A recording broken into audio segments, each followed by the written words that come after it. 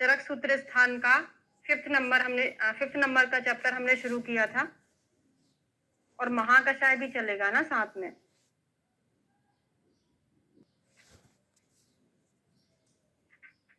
श्लोक नंबर 9 से पढ़ेंगे।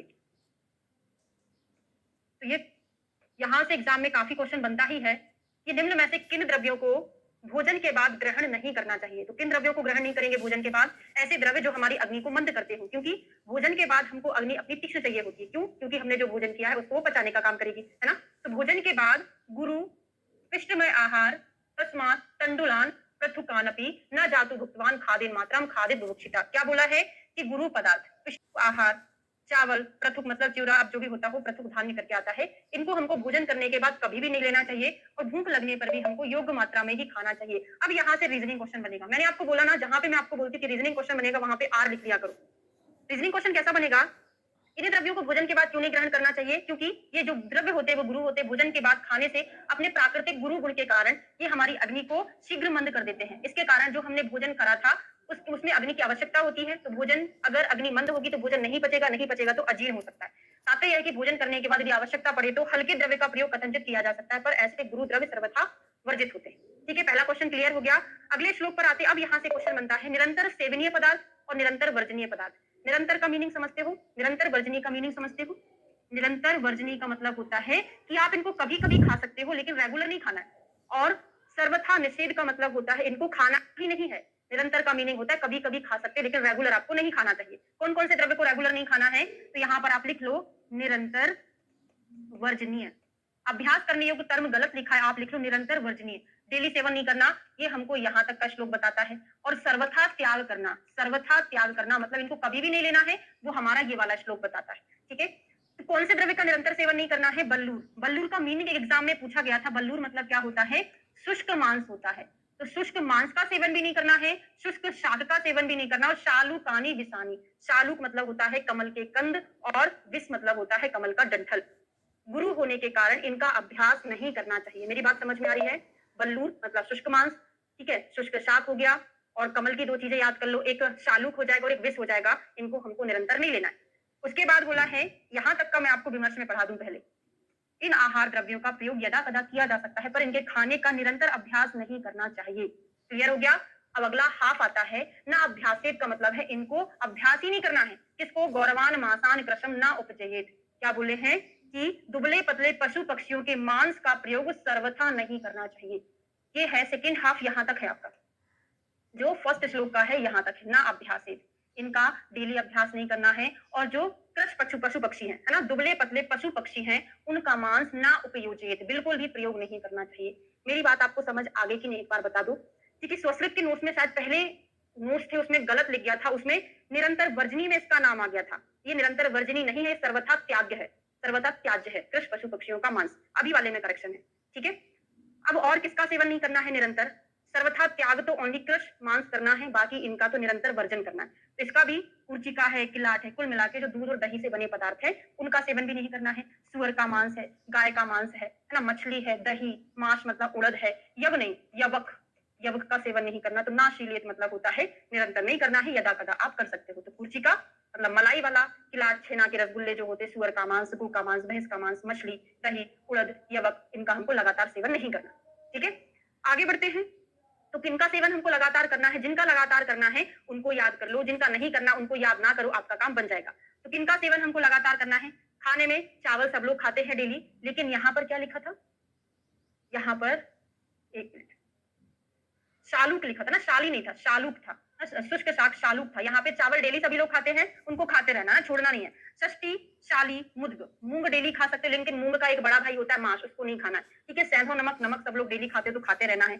आमल की, आमला रसायन होता है तो डेली खा सकते हैं। अंतरिक्ष जल डेली ले सकते हैं। सर्पी घी तो सभी लोग खाते ही हैं। और जांगल मांस का डेली सेवन करना चाहिए, है ना। तो क्या क्या चीज हो गया? साठी और शाली का चावल, चावल हम डेली खाते हैं। पानी पीते हो डेली, घी भी डेली खाते हो। मूंग खाना है, मांस नहीं खाना है। यवक का वाला नहीं खाना है, ओनली यव वाला खाना है। यव खा सकते हो, यवक का वाला जो है उसको नहीं खाना है। ठीक है, याद हो जाएगा भाई, बहुत इजी सा है, कोई इतना ज्यादा टफ नहीं है।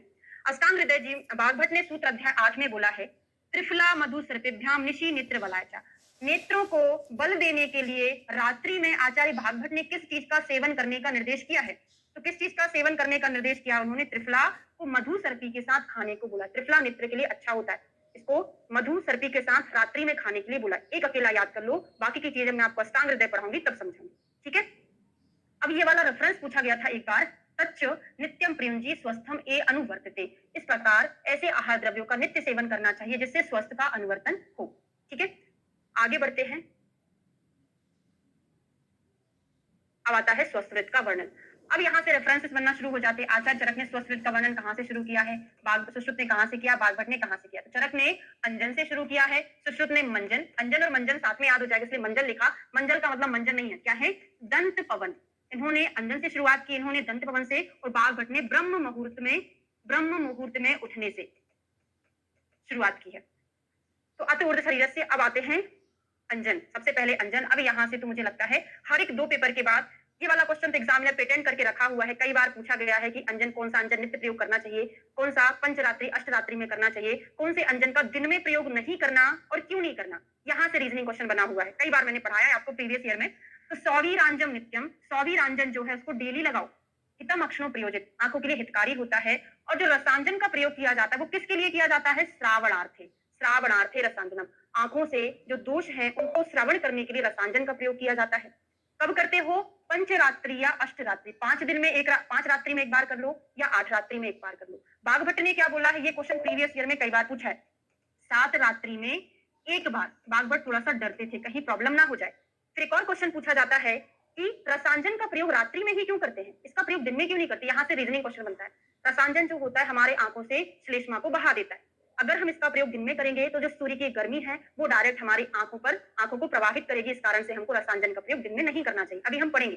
हो गया पंचरात्रि अष्टरात्रि श्रावणार्थे रसांजनम। अब आप रस शास्त्र में पढ़ते हो, रस समुच्चय में कितने अंजन बताए हुए हैं? तो उन्होंने 5 प्रकार के अंजन। यहाँ से प्रायोरिटी जाता है, रस शास्त्र से अंजन का आंसर लगता है। अंजन सिंपली विदाउट रेफरेंस क्वेश्चन पूछा जा रहा है, अंजन के प्रकार कितने हैं? तो अंजन के 5 ही प्रकार लगाओगे, ठीक है। सौवीरांजन, रसांजन, श्रोतो अंजन, पुष्पांजन और नीलिकांजन।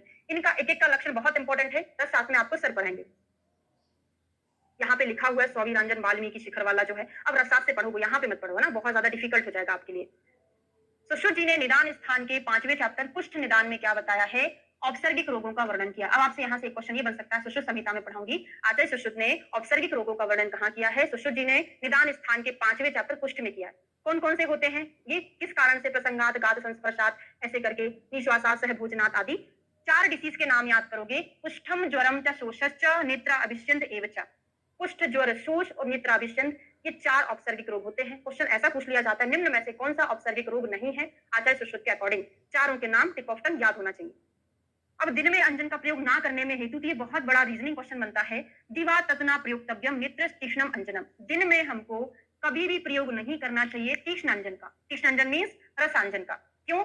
विरेक दुर्बला दृष्टिर आदित्यम प्राप्य सीदति, क्योंकि जो विरेचन हो जाता है, विरेचन मतलब लूज मोशन नहीं, औपसर्गिक मतलब होता है संक्रामक, है ना। संक्रामक मतलब एक दूसरे से फैलने वाला, है ना, वो होता है औपसर्गिक, ठीक है। विरेक मतलब आंखों से जो हमारा श्लेष्मा का विरेचन हो जाता है, उसके कारण हमारी दृष्टि दुर्बल हो जाती है, जिसके कारण आदित्य मतलब सूर्य क्या कर देता है? हमारी आंखों को नुकसान पहुंचाता है। तस्माद श्राव्याम निशायाम, इसलिए हमको श्रावणार्थ रसांजन का प्रयोग रात्रि में करना चाहिए, ठीक है। श्लोक नंबर 16 रह गया, 1 मिनट।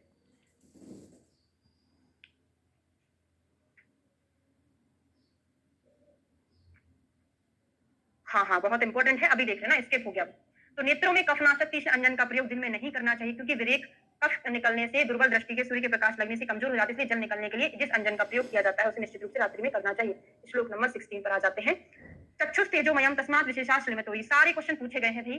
आंखों को विशेष रूप से किससे भय रहता है? तो विशेष रूप से श्लेष्मा से भय रहता है। तो नेत्र तेजा स्वरूप है, श्लेष्मा से विशिष्ट रूप से भय होता है, इसलिए हमको कैसे कर्म करना चाहिए? श्लेष्म हर कर्म करना चाहिए, आंखों से कफ को निकालने वाले कर्म का प्रयोग करना चाहिए। अब अंजन से लाभ के बारे में कुछ उपमा दी है। यथा ही कनकादीनाम मलिना विवेदात्मनान ध्वातानाम निर्मला शुद्धिस्तेला चेल वचादि एवं नित्येषु मात्सन्यम अंजनम आश्रितन आदि भी। क्या बोले हैं? दृष्टि निराकुला भांति निर्मले नभसी बिंदुवत। जिस प्रकार तेल, कपड़ा और बाल आदि के द्वारा प्रक्षालन करने से मलिन, सुवर्ण आदि धातु की निर्मल शुद्धि हो जाती है, उसी प्रकार मनुष्यों के नेत्रों में अंजन और आश्चोतन आदि के प्रयोग करने से दृष्टि स्वच्छ होकर स्वच्छ आकार में चंद्रमा की तरह चमकती रहती है। एक उपमा दी है कपड़ों से। अब यहाँ पे इसकी लंबाई कितनी होती है पूरा आपको शालाक्य में पढ़ाया जाएगा। सर आपको यहाँ आप विमर्श में पढ़ोगे ना, वहां पे आपको पूरा एक बुक में पढ़ने को मिलेगा, है ना। तो वहां से पढ़ सकते हो इसको, बस थोड़ा थोड़ा अंडरलाइन करा देती हूँ। स्कैन ही नहीं किया मैंने भाई वो वाला पेज, आगे आ जाते हैं ना। अब आता है धूम्रपान। धूम्रपान किनसे मिलकर बना होता है, कितनी ड्रग होती है, ऐसा कभी क्वेश्चन पूछा नहीं जाता है, तो ना याद करो। हरेणुका, प्रियंगु, केसर, नख, इतना अकेला याद कर लो। सरजरस डला होता है। हरेणुका किसका पर्याय है? निर्गुंडी। हरेणुका निर्गुंडी का बीज होता है। हरेणुका निर्गुंडी का बीज। और हरेणु किसको बोलते हैं? हरेणु मटर को बोलते हैं। ठीक है, तो हरेणु का होता है यहाँ पे। और क्या बोले? श्री विष्टक, शल्लकी आदि डला होता है। यव सन्निवम, कितना बनाना है? यव के आकार की वर्ती बनाना है। अंगुष्ठ, अंगुष्ठम समीतम, कितना मोटा होना चाहिए? अंगुष्ठ के समान होना चाहिए। और अष्टांगुल समावेशक, कुर्याद अष्टांगुल समावेशक, शुष्का निर्गर्भावर्ती। अभी हिंदी से याद करा रही हूँ, इससे संस्कृत से याद करने की जरूरत नहीं है। तो कितना प्रमाण होता है इसका? तो देखिए, अंगूठे के समान मोटा, अंगुष्ठ के समान मोटा होगा, इतना मोटा होगा। और 8 अंगुल लंबी वर्ती बनानी चाहिए। वर्ती की लंबाई कितनी होती है? 8 अंगुल। वर्ती की लंबाई 8 अंगुल है, अंगुष्ठ के समान मोटा होता है। और क्या क्या करना है अब नहीं याद करना, ओनली 2 चीजें यहां से याद करोगे। इसी अध्याय के 35वें श्लोक में आगे जाके बताया जाएगा, तो मैं आपको वहीं पर चरक का भी बताऊंगी, सुश्रुत का भी बताऊंगी। विमर्श में नहीं पढ़ेंगे, आगे जाके हम इसको पढ़ने वाले। ठीक है, पढ़ लेते हैं, वहां पे स्किप कर देंगे। तो 3 प्रकार के बताए हैं धूम, प्रायोगिक, स्नेहिक और वैरिचनिक। ठीक है, बागभट्ट ने क्या कहा है? पंचकत्ता प्रलेपेत, अर्थात सीख पर लेप करते समय अलग अलग 5 बार लेप करके सुखाना चाहिए। बागभट्ट का बहुत स्पेशल श्लोक है। उन्होंने बोला है कि हमको सीख पर लेप करना है, तो कितनी बार लेप करना है? 5 बार लेप करना चाहिए। बागभट्ट ने ऐसा बोला है। सुश्रुत ने प्रायोगिक धूम के विषय में क्या कहा है? तत्त तैलादि नाम पुष्ट तगर वर्जन। यहाँ से रीजनिंग क्वेश्चन बनता है, जिसको एक्सप्लेन किया हुआ है चक्रपाणी ने, अभी हम पढ़ेंगे कि जो धूम द्रव्य होता है उसमें पुष्ट और तगर नहीं डालना। क्यों नहीं डालना पुष्ट तगर? क्योंकि ये बड़े तीक्ष्ण होते हैं, तीक्ष्ण होने के कारण मस्तुलुंग का स्राव करा देते हैं। रीजनिंग क्वेश्चन बनेगा, पुष्ट तगर वर्जेन, पुष्ट तगर का प्रयोग क्यों नहीं करना है? ये मस्तुलुंग का स्राव करा देते हैं। सुलक्षण प्रश्न, द्वादश अंगुला, 12 अंगुल सरकंडा लेना है, आचार्य सुश्रुत ने बोला है। उस पे शौम आदि अष्टांगुल, मतलब 8 अंगुल शौम को लपेटना है, ऐसे करके उन्होंने बोला है। सुश्रुत संहिता में अपन डिटेल में पढ़ेंगे, ओनली अंडरलाइन कर लो यहाँ से। बागभट्ट ने सीख की लंबाई 12 अंगुल बताई है, इन्होंने भी 12 अंगुल सरकंडा लिया है, इन्होंने 12 अंगुल बताया हुआ है। ठीक है, अब वासादि स्नेहिक धूमवर्ती, तो वसा, चर्बी, मूंग, मधुरक आदि उत्तम औषधियों से युक्ति पूर्वक विधि से स्नेहिक वर्ती का निर्माण करके स्नेहिक धूम का सेवन करना चाहिए। सुश्रुत ने स्नेहिक धूम का विधान इस प्रकार बताया, नहीं पढ़ना है। अब अपराजिता शिरोवैराचनिक धूमपान। शिरोवैराचनिक धूमपान में तो मैंने आपको चरक सूत्र स्थान के दूसरे चैप्टर में ही पढ़ाया था, पंचकर्मा द्रव्यों का संग्रह। वहां पे डिटेल इसलिए नहीं बताया क्योंकि आपको विमान स्थान में मैं आपको शिरोवैराचनिक द्रव्यों के बारे में पढ़ाने वाली हूँ। वहां पे अपमार्ग होगा, टिपली होगा, पचा होगा, बहुत सारी चीजें हैं, वहां से आपको याद रहेगा। ठीक है, तो श्वेता ज्योतिषमती, श्वेत ज्योति करके आपने मूलनी द्रव्यों में पढ़ा था कि नहीं? श्वेत ज्योति, श्वेत अपराजिता, ज्योतिषमती, मूलनी शिरोवैराचन में आती है। 3 2 11 करके याद किया था। याद हो तो चलो बता दो मुझे। हरताल, मन्हाशिला आदि का प्रयोग करते हैं। अब यहाँ पे चक्रपाणी जी का रेफरेंस पूछा जाता है। क्या पूछा जाता है? पुष्ट तगर, ये 2 द्रव्य हमको नहीं डालना चाहिए क्योंकि इन दोनों का प्रयोग धूमवर्ती में नहीं किया जाता। क्यों? क्योंकि तगर और पुष्ट इन दोनों का यदि शिरोवृचन में किया जाए तो मस्तुलिंग का स्राव होने लगता है, धूमपान में इनका प्रयोग नहीं करना चाहिए। तो कुछ चक्रपाणी जी के भी कमेंट अपन यहाँ पर इंक्लूड करेंगे। आगे जाके मैं आपको थोड़ा सा चक्रपाणी के हर एक चैप्टर में जो इंपॉर्टेंट पॉइंट्स हैं, कम से कम 5 से 10 लाइन आपको लिखाने वाली हूँ। ठीक है, चलिए। अब सुश्रुत ने कासग्न वमनी धूम का वर्णन किया है। इन दोनों का समावेश ऊर्ध्व विरेचन की दृष्टि से शिरोविरेचन में कर लिया है। अष्टांग संग्रह ने प्रायोगिक को शमन बोला है, मध्यम बोला है, स्नेह को ब्रह्मण बोला है, मृदु को वैरिचनिक बोला है, शोधन तिष्ठ। अब यहाँ से बिल्कुल ना याद करो। पारिक का जो फर्स्ट पेज है उसमें मैंने आपको चरक का, सुश्रुत का, बागभट्ट का, शारंगधर का पूरा डिटेल में पढ़ाया है, किसने किसका क्या पर्याय बोला है। आधा घंटे का लेक्चर है, यहाँ पर पॉसिबल नहीं होगा। यहाँ पे हम ओनली चरक का पढ़ेंगे, सुश्रुत में सुश्रुत का, बागभट्ट में बागभट्ट का। ठीक है, आपको आज ही साथ में पढ़ना है तो यूट्यूब पर ही फर्स्ट पेज डला हुआ है और अपनी क्लासेस में भी फर्स्ट पेज है पारिक का। ठीक है, धूमपान से लाभ क्या होते हैं? तो धूमपान गौरवम शीर्षा शूलम पीनसा अर्धा भेद को। जरा मुझे बता दो ऐसा का ऐसा श्लोक मैंने आपको बोला था, याद करके रखिएगा। जब मैं आपको नेक्स्ट कुछ पढ़ाऊंगी वहां पर पूछूंगी कहां पर आया था, बस मात्राओं का अंतर था, कुछ मात्रा का डिफरेंस था। कहां पढ़े हो? गौरवम शीर्षा शूले पीनसा अर्धाव भेद के, वहां में गौरवम शीर्षा शूले शूले करके था, पीने से अर्धाव भेद के। वेरी गुड, अपमार तंडुली सेकंड चैप्टर में आया था। अब आपका होमवर्क क्या है? आपको यहाँ पर वो श्लोक लिखना है और मात्राओं का डिफरेंस देख लेना, कहाँ कहाँ पर मात्राओं का अंतर है। क्योंकि अगर वैसे ही का वैसे मात्रा वाला पूछ लेगा तो आपको कंफ्यूजन हो जाएगा कि कहाँ का है। तो मात्रा लिखकर याद कर लेना कौन कौन सा नहीं है। क्या करता है धूमपान? खालित्यम पिंजरत्वम केशानाम पतनम, तथा खालित्यता को, पिंजरता को, बालों को झड़ने से रोकता है। और नाचा बात कफात मानो बलिनो अपे उदजत्युजा, वात कफज विकारों को ठीक करता है। धूमपान कैसा होता है? उष्ण होता है, तो वात कफज विकारों के लिए अच्छा होता है। पित्त में इसका प्रयोग नहीं करते। अब आता है प्रायोगिक धूमपान के काल। कितने काल होते हैं क्वेश्चन बनता है, तो प्रायोगिक धूम्रपान के 8 काल होते हैं। कौन कौन से 8 काल होते हैं? तो यहां से याद ना करके मैं आपको एक क्रम लिखाकर याद करा देती हूँ। सबसे पहले फर्स्ट नंबर याद करो, निद्रा से उठने के बाद। लिखा है यहाँ पे मैंने, पहले आप नींद से उठ गए, निद्रा से उठने के बाद आप क्या करोगे? ब्रश करोगे।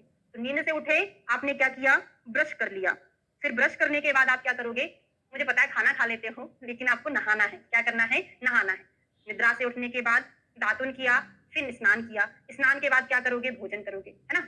भोजन, फिर अच्छा नहीं बना भोजन तो उल्टी कर दिया, मतलब मुंह से भी निकल गया, नाक से भी निकल गया, तो वमन कर दिया और यहाँ पर छींक भी आ गया। क्योंकि आप इमेजिन करके याद करोगे, क्योंकि ऐसा क्वेश्चन पूछा जाता है निम्न में से कौन सा नहीं होता। तो निद्रा, दातुन, स्नान, भोजन, दोनों तरीके से उल्टी आ गई, नाक से भी आ गई, मतलब छवतु हो गया, मुंह से आ गया तो वमन हो गया। 6 याद हो गया ना? 7 और 8 तो याद करना है। तो छींक नाक से आई थी, तो नाक से एक और नस से करा लो, तो 7वां हो गया। नाक से छींक आई तो नाक से नस से करा लिया और एक बच गया हमारा अंजन। तो याद हो गया? एक बार मुझे रिपीट करके बताओ जरा। मैथुन वाला यहाँ पे नहीं है, ध्यान रखना। वो ज्वर में जो 9 कारक का निषेध है वहां पर आता है, तो आप भूल जाते हो। एक बार स्नान, सॉरी, निद्रा के बाद दातुन किया, स्नान किया, भोजन किया, तो वमन, छींक और नस्य हो गया और लास्ट में अंजन। कंप्लीट? बताते जाया करोगे जल्दी जल्दी फटाफट। हो गया ना? तो ये 8 काल होते हैं। भेल ने भी धूम पीने के 8 ही काल बताए हुए हैं, तो भेल का भी याद कर लो, उन्होंने 8 काल बताया हुआ है। ठीक है, ओके।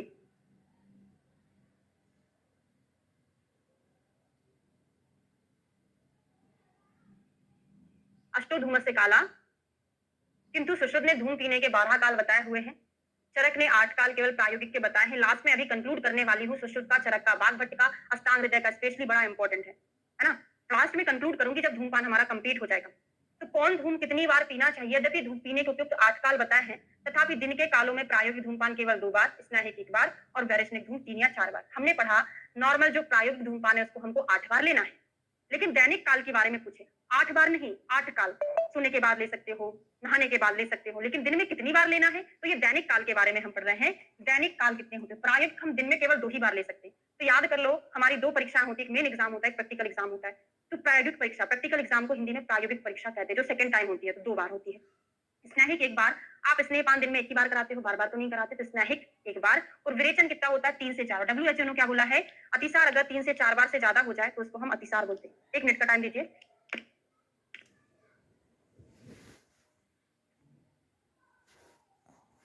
ओके, ठीक है। तो यहाँ पर रात्रि में धूम नहीं पीना, यहाँ आहा कालेश, हाँ, यहाँ से प्रीवियस ईयर के क्वेश्चन आप सॉल्व करोगे तो वहां पर एक क्वेश्चन पूछा जाता है, निम्न में से कौन सा कर्म रात्रि में नहीं करना चाहिए? तो धूमपान प्राय कफज और वातज विकारों में किया जाता है। जिस समय दोष की प्रधानता हो उसी के अनुसार प्राय 2 बार पीना चाहिए। यहाँ आहा कालेसु कहने से यह तात्पर्य है कि रात्रि में धूम नहीं पीना है। प्राय स्नैहिक धूम वात विकारों में दिन में इन्हीं समयों में 1 बार पिया जाता है। वैरस में धूम दिन में इन्हीं 8 समयों में 3 या 4 बार पिया जाता है। यह धूम कफ का उत्प्रेष कर उसे निकालता है। तो ध्यान रखिएगा, धूमपान का प्रयोग भी हमको रात्रि में नहीं करना चाहिए। आप जब क्वेश्चन सॉल्व करोगे तो आपको मिलेगा ये क्वेश्चन कहीं ना कहीं, है ना? तो हमारा ये धूमपान वाला कंप्लीट होता है। एक कंप्लीट कहाँ होता, अभी तो बहुत है। ठीक है, आगे देखते हैं धूमपान से लाभ क्या होते हैं। तो हृदय कंठी संशुद्धि, लघुत्तम शिरसा समः, यथि ऋतानाम दोषाणाम सम्यक पीतस्य लक्षण। तो आपने एक वमन का श्लोक पढ़ा होगा, सम्यक वमन का। हृदय, पार्श्व, मूर्ध इंद्रिय, मूर्ध इंद्रिय, मार्ग शुद्धौ तथा लघुत्वे अपि च लक्ष्माणे।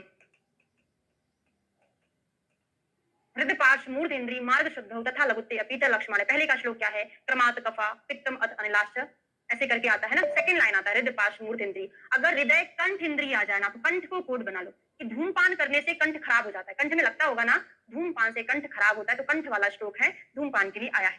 लघुता हो जाती है, सिर में जो वेदना है वो शमन हो जाता है, ज्ञान इंद्रियां जो हमारी शुद्धि हो जाती है।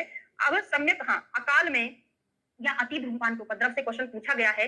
अभी अभी मैंने शायद आपको कहाँ का पेपर सॉल्व कराया था? आज तो मैंने आपको गुजरात यूनिवर्सिटी का पेपर सॉल्व कराया, इसके पहले जो कराया था उसमें पूछा था निम्न में से कौन सा उपद्रव नहीं है अति धूमपान का। तो 3 तो गांधी जी के बंदर हो गए, बुरा ना सुनो, बुरा ना देखो, बुरा ना बोलो। 3 गांधी जी के बंदर यही थे ना, बुरा ना सुनो मतलब बाधिर्य, बुरा ना देखो अंधत्व, बुरा ना बोलो मूर्खत्व। 3 याद हो गया। 2 और याद कर लो, रक्त पित्त और शिरोभ्रम। ज्यादा धूमपान करोगे तो पित्त का प्रकोप हो जाएगा, पित्त का प्रकोप होगा तो रक्त पित्त मतलब शिरोभ्रम, सिर चकराएगा और वहां से ब्लीडिंग होने लगेगा। तो रक्त पित्त और शिरोभ्रम 5 टिप ऑफ टंग याद होना चाहिए। ठीक है, अकाल में अति धूमपान के ये सुश्रुत ने अकाल में पिए गए धूमपान में होने वाले दोष इस प्रकार से बताए हैं। क्या क्या है? भ्रम है, मूर्छा, शिरोजा, घ्राण, श्रोत्र, अक्षि, जिह्वा में उपघात होता है और बहुत दारुण उपद्रव इसमें मिलते हैं। अकाल पीत, अतिपीत, धूमजन उपद्रव की शांति में क्या करोगे फिर? तत्रिष्टम सर्पिशा पानम नावन अंजन तर्पणम बहुत इंपॉर्टेंट है। अगर अधिक मात्रा में धूमपान कर लिया है तो आपको धूमपान के जो उपद्रव है उनको शमन करना है। कुल मिला के यहाँ पर पित्त के प्रकोप के जैसे लक्षण हमको मिलेंगे, तो पित्त के प्रकोप को शमन करने के लिए हमको सर्पी का यूज करना पड़ेगा ना। तो वायु प्रधान रूप से प्रकोपित हो और अनुबंध रूप में पित्त भी प्रकोपित हो जाता है, तो हमको स्निग्ध द्रव्यों से सिद्ध किए हुए घृत का पान कराना है। तो घृत पित्त को भी ठीक करेगा और वात को भी ठीक करेगा। आप जानते हैं जितना भी पंचकर्मा होता है या उसके जो सब कर्म होते हैं, अतियोग में हमेशा वायु का प्रकोप होता ही होता है। पित्त का तो है, साथ में वायु का तो होता है। तो हम सर्पी का प्रयोग करते हैं। सर्पी क्या होता है? स्निग्ध होता है, जिसके कारण पित्त का तो शमन करेगा ही करेगा, वात का भी करेगा। और नस्य, अंजन, तर्पण आदि यदि रक्त पित्त की प्रधानता हो तो शीतल द्रव्यों से सिद्ध किए हुए घृत का पान कराना है। रक्त पित्त की अधिकता है क्योंकि ये दोनों चीजें उष्ण हैं, तो हमको शीतल द्रव्यों से सिद्ध किए हुए घृत का पान, अंजन और तर्पण आदि कराना चाहिए। कफ पित्त की प्रधानता हो तो रूक्ष द्रव्यों से सिद्ध किए हुए घृत का पान, नस्य, अंजन, तर्पण कराना चाहिए। तीन कंडीशन बनती है हमारे पास। वात के साथ पित्त है तो सर्पी पान करा दो, रक्त के साथ पित्त है, दोनों गर्म है, तो शीतल द्रव्यों से साधित घृत का, ये सारी चीजें करा दो। अगर कफ के साथ पित्त है, कफ पित्त है, तो यहाँ पर आपको रूक्ष द्रव्य लेना पड़ेगा कि कफ को लेखन कराना है और साथ में हमको, हाँ बस ठीक है, रूक्ष वाला पित्त को बेस करके, बाकी पित्त कफ को बेस करके लिया है, बाकी पित्त तो घृत नष्ट करता ही है। यहाँ पर तो घृत लिया हुआ है लेकिन स्टिंग लिया हुआ है। ठीक है, समझ आ गया? बस तीन कंडीशन यहाँ पर आपकी बनेगी। धूमपान के अयोग्य रोगी किसमें नहीं कराना है? तो धूमपान ना विरिक्ता विवेक धूमम ना कृते वस्ती कर्मणि, जिसने विरेचन कराया है ना, और जिसने वस्ती कर्म लिया, स्पेशली पंचकर्मा याद रखेंगे। विरेचन जिसका हुआ है, जिसने वस्ती कर्म लिया है, उसमें धूमपान नहीं कराओगे। और श्रम मद में, पित्त में, जिसने प्रजागरण किया हुआ है, मूर्छा वाले, कुल मिला के जो उष्णता जन्य विकार है, स्पेशली आपको तो ये पॉइंट याद रखना है। तालु शोष में, तिमिर में धूमपान नहीं कराना। ना मध्य दुग्धे पीत्वा चा ना स्नेहम ना च, जिसने मक्षिक खाया है, मधु पिया है, जिसने दुग्ध पिया, जिसने मद्य पिया है, जिसने स्नेह पिया है, उन सभी को नहीं कराना। तो ये पूरा लाइन दे सकता है एग्जामिनर कोटेशन, किसमें किस चीज का अयोग्य है। शंखक रोग में, रोहिणी में और मदात्त में, प्रमेह में, सभी चीजों में मना किया हुआ है। तो पूरा का पूरा याद रखने की जरूरत नहीं है, थोड़ा बहुत आप याद रख सकते हो। ठीक है, अब आते हैं नासिका से। क्या पॉइंट है? नासिका से धूम निकालने में हानि। देखो धूमपान क्या होता है, आपको मुंह से पीना है, नाक से निकालना है, नाक से पीना है तब भी नाक से निकालना है, सॉरी मुंह से निकालना है, मैंने शायद उल्टा बोल दिया। क्या बोला है? नासिका से कभी नहीं निकालना, नासिका से पियोगे तब भी मुख से निकालना है, मुख से पियोगे तब भी मुख से निकालना, नासिका से नहीं निकालना। मैं ये बोलना चाह रही थी। ठीक है, क्यों नहीं निकालना चाहिए? सिर, नाक और नेत्रगत दोष हो तो धूम पीने के योग्य पुरुष हो। देखो अगर हमारे यहाँ का प्रॉब्लम है, सिर का, नाक का, नेत्र का, मतलब यहाँ के नजदीक हमारी क्या है? नाक है, तो नाक से पियो। यदि कंठगत है तो कंठ का नजदीकी रास्ता कौन सा है? मुख है। यदि कंठगत दोष है तो आपको मुख से धूम पीना है। नासिका से धूम पीने के बाद मुख से ही निकालना है। धूम कवल मुख से लेने पर नासिका से कभी नहीं निकालना है, क्योंकि विरुद्ध मार्ग में गया हुआ धूम नेत्रों को नष्ट कर देता है, नेत्रों पर विपरीत प्रभाव डालता है। इस कारण से हमको कभी भी नासिका से धूमपान नहीं निकालना चाहिए। अब यहाँ पर जो लिखा है बस अभी बताने वाली। नाक से धूमपान करने की विधि, तो जितेंद्रीय पुरुषों के लिए उचित है कि भी अपने अंग प्रत्यंग नेत्र को सीधा रख के धूमपान में अपने चित्त को लगाकर सुख पूर्वक सीधे आसन पर बैठना। नासिका में एक छिद्र बंद करके, एक छिद्र को बंद करेंगे, 3 आवृत्ति इस नाक से लेंगे, फिर मुंह से निकाल दो, फिर इसको बंद करो, 3 आवृत्ति इस नाक से लो, फिर मुंह से निकाल दो, फिर मुख से 3 बार लो, फिर मुख से निकाल दो। इस प्रकार से टोटल हमको 3 आवृत्ति करना है, मतलब एक एक से 3-3 करना है, ऐसे करके लिखा भी समझा रही। 3 आवृत्ति द्वारा नाक से धूम का पान करें। विमर्श में देखते हैं, धूम पीने के सीधे आसन पर बैठना है, दूसरे नासिका, हाँ नासिकापुट को बंद कर 3 आवृत्ति लेना है, फिर दूसरे नासिकापुट से 3 आवृत्ति लेना है, फिर मुख से 3 आवृत्ति लेना है। इस प्रकार से टोटल आवृत्ति कितनी हो जाएंगी? 9 हो जाएंगी। ये बात आपको समझ आ गई क्या? कितनी आवृत्ति लेना है टोटल? क्लियर हो गया? नासिका का, हाँ 3 बार, ठीक है। टोटल आवृत्ति हमारी कितनी हो जाएगी? 9 हो जाएंगी। वो आपको सारा सालाक में भी पढ़ने को मिलेगा, है ना। 1 से 3-3 बार लेना है, टोटल आपकी कितनी हो जाएगी? 9 करके हो जाएंगी। ठीक है, अब आता है प्रमाण। अब हम यहाँ पर डिटेल में बात करेंगे चरक का, सुश्रुत का, बागभट का। पढ़ाई देती हूँ भाई साथ में, क्योंकि बड़ा इंपॉर्टेंट है ना। चलिए,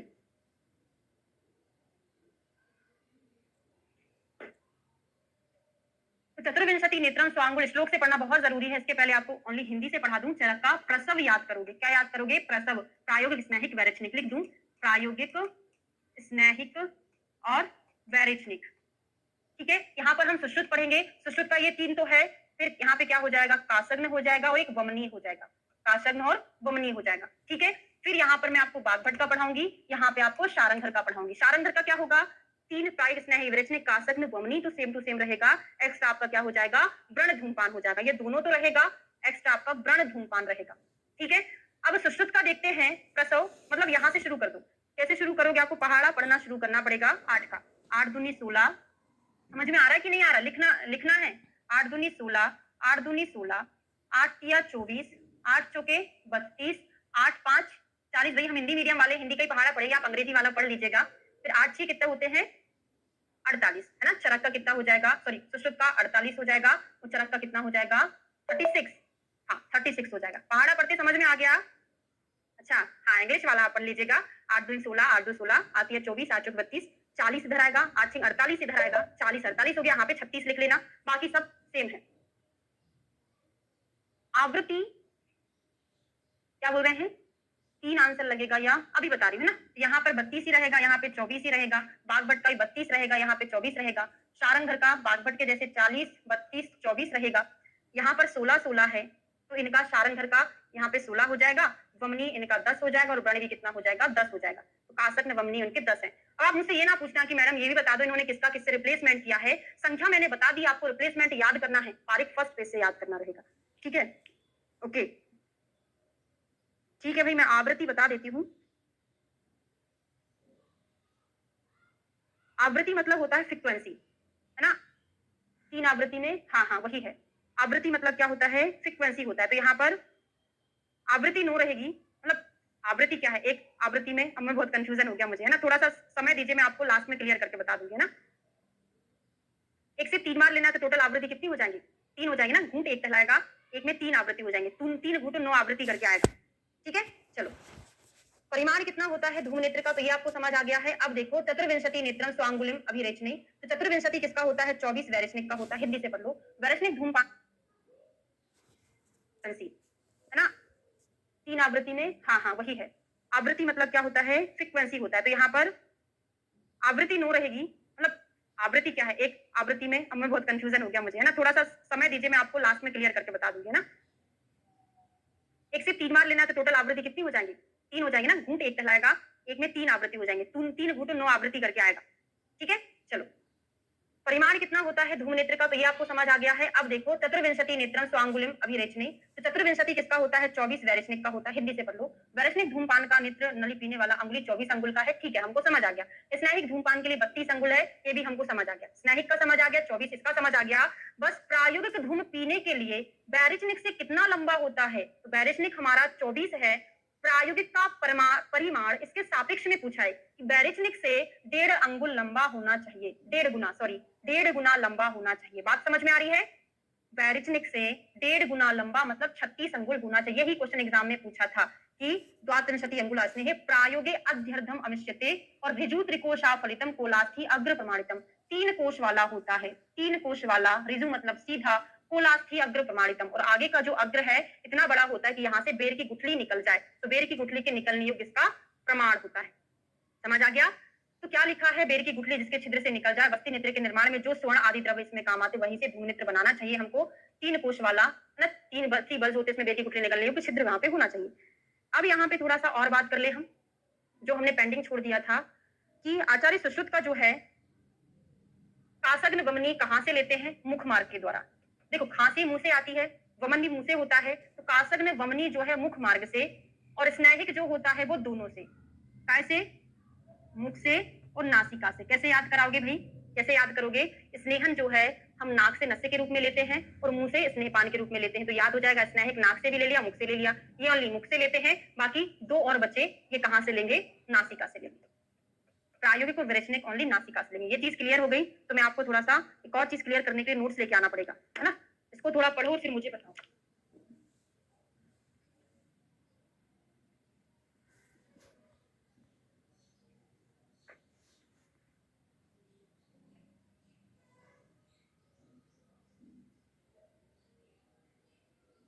तो टोटल 3 बार ही पीना है, एक नाक से, एक बार मतलब 3 आवृत्ति में, फिर एक बार इससे तो 3 आवृत्ति, फिर 3 बार मुंह से तो फिर 3 आवृत्ति। 3 घूंट है, और आवृत्ति कितनी है, 9 है।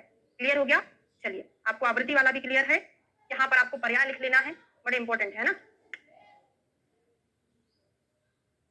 अब उचित धूमपान के लक्षण देखते हैं। यदा चौरस्य कंठ शिरश्च लघुता व्रजेत कफस्य तनुता प्राप्ता सुपीतम धूम आदि से। धूम पीने के बाद जब उरा प्रदेश में कंठ सिर हल्का हो जाए, ना लघुता हो जाए, कफ तनु पतला हो जाए, तो धूम उचित मात्रा में पिया गया है, आपको ऐसा समझना चाहिए। फिर धूमपान के अयोग के लक्षण क्या होते हैं? तो अविशुद्धा स्वरो यस्य कंठस्थ, तो कंठ प्रदेश में हमारा कफ रहे, है ना, स्वर शुद्ध ना हो, स्तमितता हो, ये सब क्या होते हैं? धूमपान के अयोग के लक्षण। जब भी धूमपान के अयोग आप पढ़ते तो वहां पर हैवीनेस आएगा, कफ का प्रॉपर निकलना नहीं, ऐसा सारी चीजें अयोग में आती है। और अतियोग में क्या आता है? अतियोग में सारे पित्त प्रकोप के लक्षण आपको मिलेंगे। तालु मूर्धा कंठ सुषिते परितप्यते, तालु मूर्धा कंठ में सूख जाएगा, है ना, कृष्यते, जंतु रक्तम, जीव रक्त निकलेगा, शुद्ध रक्त निकलेगा, है ना, सिर में भ्रम होगा, मूर्छा होगी, ये सारे, और इंद्रियों में उपघात, उपघात या उत्तप्त हो जाएगा। एक आवृत्ति में 3 घूंट। हाँ हाँ बिल्कुल, टोटल आवर्त मतलब वही होता है आवृत्ति, है ना, फ्रीक्वेंसी। ठीक है, तो ये हमारा कंप्लीट हो गया है भाई यहाँ तक का। अब मैं आपको क्या पढ़ा दूं, नस्य से हम कल कंटिन्यू करेंगे। अब हम महाकषाय पढ़ लेते हैं।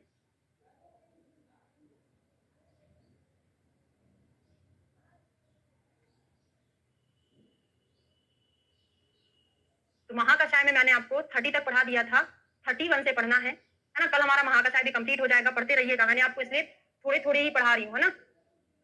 और टेस्ट पेपर लगा रहे कि नहीं लगा रहे आप लोग? टेस्ट पेपर लगा रहे हो ना? जैसे हमारा 3 तक पूरा कंप्लीट हो गया, चौथा भी 2 दिन में कंप्लीट हो जाएगा, तो फर्स्ट सेकंड थर्ड फोर्थ के पर्टिकुलर लगा ली होंगे आपने।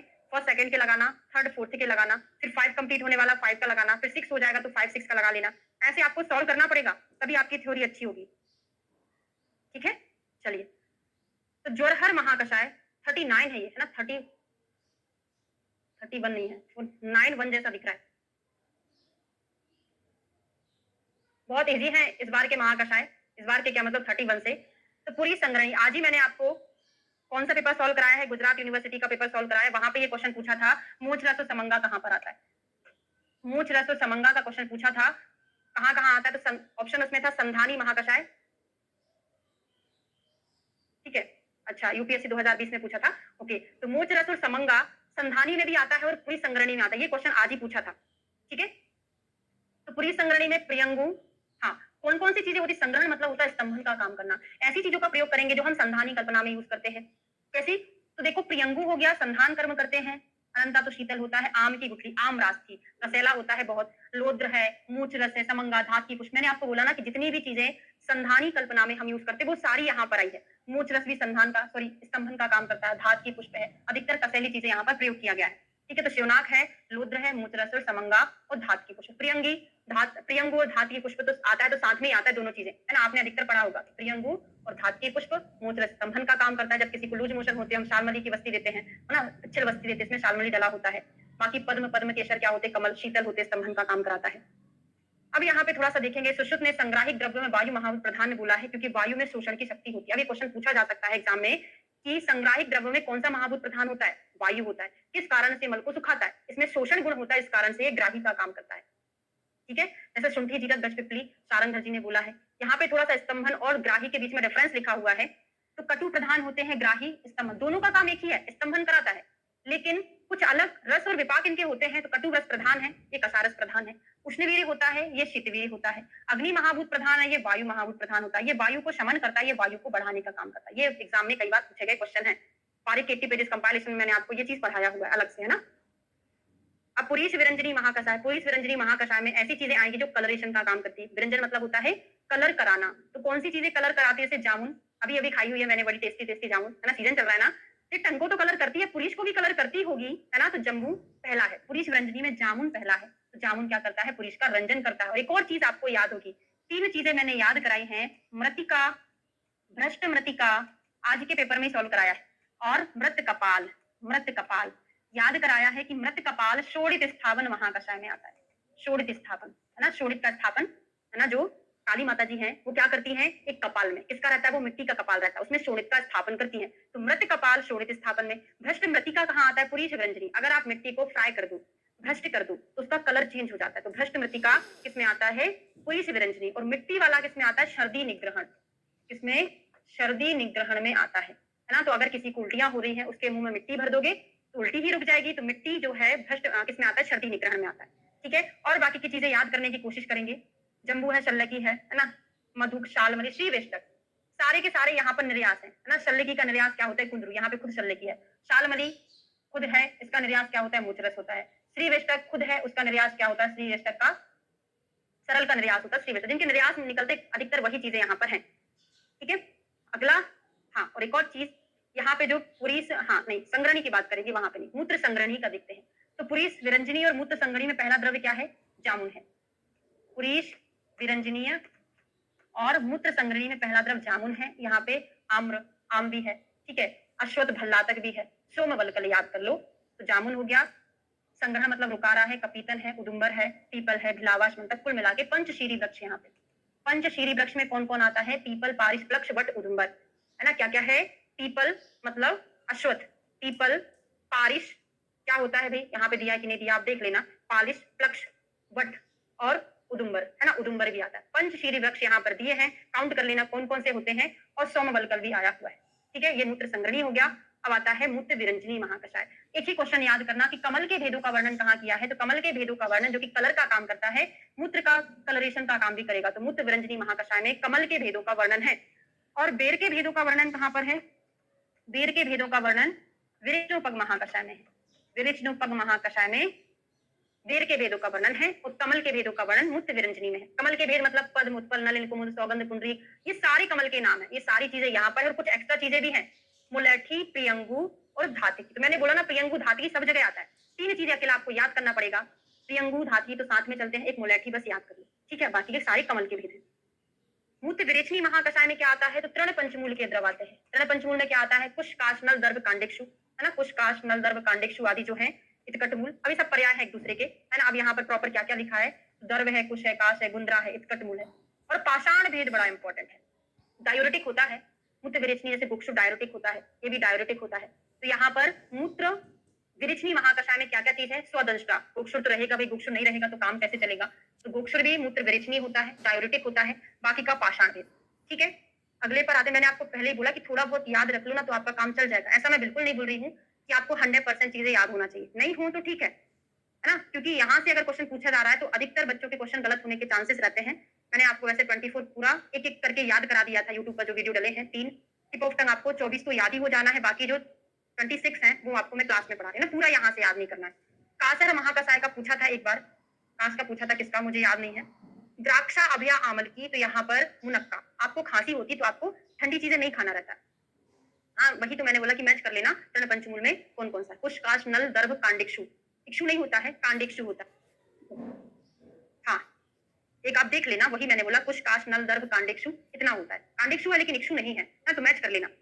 तो द्राक्षा, अमलक, यहाँ पर जो है अभया आमलक है, मतलब विभित की नहीं है, त्रिफला में से विभित की नहीं है। तो खांसी जब होती है, आप द्राक्षा वगैरह नहीं खाते हो, लेकिन द्राक्षा को खाना चाहिए ना, ठीक करता है खांसी को। और पिपली है, उष्ण होता है।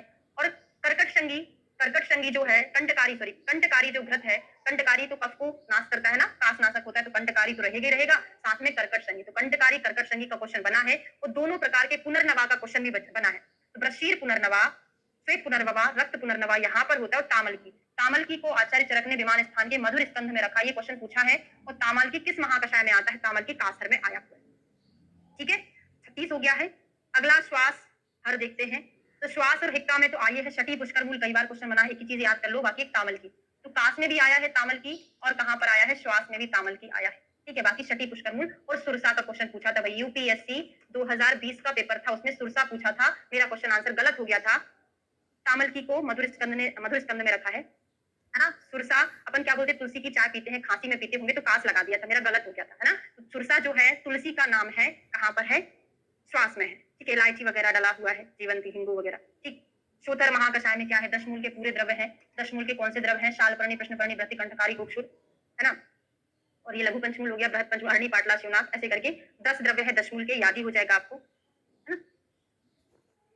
फिर ज्वरहर महाकषाय देखते हैं, सारिवा, शर्करा पाठा, देखो चिरायता नहीं है, जबकि चिरायता को अपन क्या बोलते हैं कि यहाँ पर होगा 100%, चिरायता नहीं है। ठीक है, सारिवा, शर्करा पाठा, मंजिष्ठा, द्राक्षा, पीलू, परुषक, अभिया, आमल की त्रिफला डला हुआ है। त्रिफला क्या होता है? विरेचक होता है ना। ज्वर की संप्राप्ति आपने पढ़ी होगी, पित्त जो है शाखा में पहुंच जाता है, तो यहाँ पर कुल मिला के अधिकतर विरेचक चीजों का यूज किया गया है। तो सारिवा हो गया, अनंतमूल, शर्करा पाठा, मंजिष्ठा, मुनक्का, मीठी चीजें भी दी है ना। पीलू, फालसा और त्रिफला, यहाँ पर चिरायता नहीं है। और एक और देखते हैं, यही औषधियां ज्वरहर है, ऐसा वृद्ध भागवत ने बताया, किंतु उन्होंने शक्कर नहीं बोला। वृद्ध भागवत ने शर्करा को हटा के उसकी जगह गुरुची बोला, जबकि यहाँ पर गुरुची का उल्लेख नहीं किया। हम क्या पढ़ते हैं? एक गुरुच्यादि क्वाथ की वस्ती देते हैं, इससे ज्वर ठीक हो जाता है। लेकिन यहाँ पर ज्वरहर महाकषाय ने गुरुजी का वर्णन चरक ने तो नहीं किया है ना, बाकी आचार्य ने किया हुआ है। अगला महाकषाय देखते हैं, श्रमहर। श्रम थकान कौन मिटाएगा? जो हम ब्रह्मण कारक चीजों का प्रयोग करेंगे वो थकान मिटाएगी। जैसे द्राक्षा खा लो, खा लो, खजूर द्राक्षा, बैठे बैठे कुछ नहीं तो अनार ही खा लो ना, बेर अनार खाएंगे तो श्रम को ठीक कर देगा ना, थकान को मिटा देगा। फल्गु है, परुषक है ना, तो मुनक्का है, खजूर प्याज, बेर अनार, अंजीर है, फालसा है, यव शाठी चावल, ये क्या करता है? थकान को मिटाने वाला होता है। तो ये हमारे कल हमारा 10 और महाकषाय बचे हैं जो कंप्लीट हो जाएंगे। ठीक है, चलिए क्लास को एंड करते हैं और कल हमारा 5वां चैप्टर भी कंप्लीट हो जाएगा। ओके।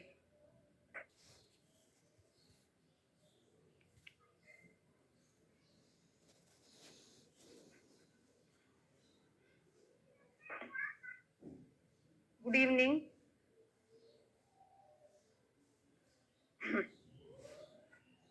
चरक संहिता सूत्र स्थान का 5th नंबर का चैप्टर चल रहा है हमारा। नस्य से कंटिन्यू करना है।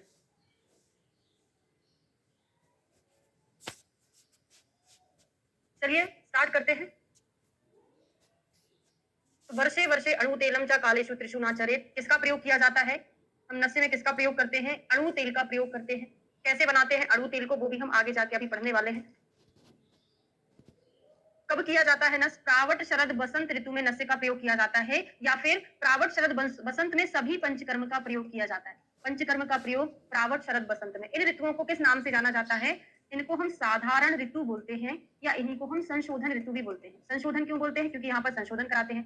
साधारण क्यों बोलते हैं? क्योंकि यहाँ पर प्रावट में ना ज्यादा बारिश होती है, शरद में ना ज्यादा गर्मी पड़ती है, बसंत मतलब यहाँ पर ऐसी ऋतुएं हैं ना जहाँ पे ज्यादा गर्मी, ना ज्यादा ठंडी, ना ज्यादा बारिश होती है, तो ये ऋतु जो होती है साधारण। इन्हीं में पंचकर्म का इंडिकेशन क्यों है फिर, और ऋतुओं में क्यों नहीं है? क्योंकि यहाँ पे ना ज्यादा गर्मी, ना ज्यादा ठंडी, ना ज्यादा वर्षा होती है, तो हमको पंचकर्मा से होने वाले कॉम्प्लिकेशन यहाँ पर कम देखने को मिलते हैं, है ना। ऋतु जन्य व्यापद यहाँ पर होता नहीं है, इस कारण से इन ऋतुओं में हम संशोधन कराते हैं। तो ये मैंने यहाँ पर आपको एक रीजनिंग क्वेश्चन भी बता दिया। ठीक है, ना नस्य चक्षुना घ्राणम। हाँ, और क्या करते हैं? इससे होता क्या है नस्य कर्म से? ना शिव श्वेता ना कपिला केशा श्रमशु वा पुनः, मतलब हमारे जो बाल है श्वेत नहीं होते हैं, कपिल नहीं होते हैं। ठीक है, नाचा केशा प्रमुच्यन्ते वर्धनते विशेषता, ये बहुत इंपॉर्टेंट है, आपको आगे जाके सिर में तेल लगाने के लक्षण भी पढ़ाऊंगी। ओके, रीजनिंग क्वेश्चन अभी रिपीट कर रही हूँ। तो हमारे जो केश हैं झड़ते नहीं है, विशेष रूप से बढ़ते हैं, तो ये सिर में तेल लगाने में कुछ नहीं।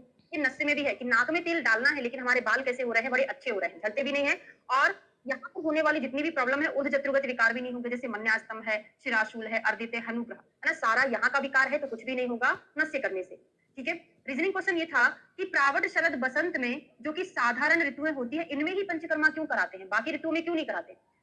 तो प्रावट शरद बसंत ऋतु ऐसी ऋतुएं होती हैं जिनमें ना ज्यादा गर्मी, ना ज्यादा ठंडी, ना ज्यादा बारिश होती है, तो इनको हम इसीलिए साधारण बोलते हैं। तो यहाँ पर हम पंचकर्मा इसलिए कराते हैं क्योंकि यहाँ पर ऋतु जन्य व्यापद होने के चांसेस कम हो जाते हैं। अगर ज्यादा गर्मी में वमन विरेचन कराओगे तो कॉम्प्लिकेशन बढ़ेगा, ज्यादा बारिश में कराओगे तो कॉम्प्लिकेशन बढ़ जाएगा। यहाँ पर साधारण काल होने से यहाँ पर कॉम्प्लिकेशन नहीं होते हैं।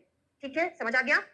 और पीनस, अर्धावभेदक, सिरा, कंब आदि में नस्य का प्रयोग किया जाता है। और एक और बहुत इंपॉर्टेंट है, सर्व इंद्रियाणाम वैमल्यम बलम भवति चारिक, हमारी सारी इंद्रियां हैं कहाँ विराजमान है? सिर प्रदेश में विराजमान है। तो क्या होगा? सारी इंद्रियों में विमलता लाता है, स्वच्छ रखता है उनको। ठीक है, और नाचा आस्य रोगा, हमारे जो मुख के रोग हैं वो भी यहाँ से नहीं होंगे। तो जो जो मैंने अंडरलाइन किया है, क्योंकि बहुत बड़ा थ्योरी है, पूरा याद नहीं रखना। पहला, अणु तेल का प्रयोग कौन सी ऋतु में, दूसरा क्वेश्चन नाचा केशा प्रमुच्यन्ते वर्धन्ते विशेषता, तीसरा क्वेश्चन, चौथा क्वेश्चन आपका आएगा कि मन्यास्तम शिराशूल हनुग्रह तीन सदाभिदक नहीं होता है, पांचवा क्वेश्चन बनेगा सारी इंद्रियों में बनता लाता है और इससे कोई मुख के रोग नहीं होते। बाकी की पीछे की चीजें आपको छोड़ देना है, हिंदी से पढ़ाने की जरूरत नहीं है, संस्कृत से हमारा कंप्लीट होता है। अब अणु तेल कैसे बनाते हैं? कृपाचेत शतगुणे महेंद्र, कौन सा जल यूज करते हैं? महेंद्र जल यूज करते हैं। 10 बार क्वाथ करते हैं, है ना। फिर क्या करते हैं? लास्ट में 10वीं बार अजा दुग्ध का प्रयोग करते हैं। ठीक है, इतना पढ़ लिया। अब आपको हिंदी से पढ़ाने वाली हूँ, संस्कृत से क्वेश्चन नहीं बनेगा। उपरोक्त जो औषधियां हैं हमने उनको लिया, कितनी औषधि है, क्या क्या है, कुछ भी याद नहीं रखना। अब याद क्या रखना है? इस क्वाथ में प्रति 1/10 भाग क्वाथ लेकर तेल सिद्ध करने की विधि के अनुसार, थोड़ा सा दिख नहीं रहा उसमें क्या है, इस क्वाथ में से प्रति बार 1/10 भाग क्वाथ लेकर तेल सिद्ध करने की विधि के अनुसार उसे 9 बार सिद्ध करें। अंत में आप इतना याद रखो, इन द्रव्यों का हमने क्वाथ बनाया, तेल को सिद्ध किया। ठीक है, क्या किया हमने? तेल को सिद्ध किया। और 10वीं बार जब हम तेल को सिद्ध करेंगे तो किसका दुग्ध लेंगे, ये क्वेश्चन बनता है।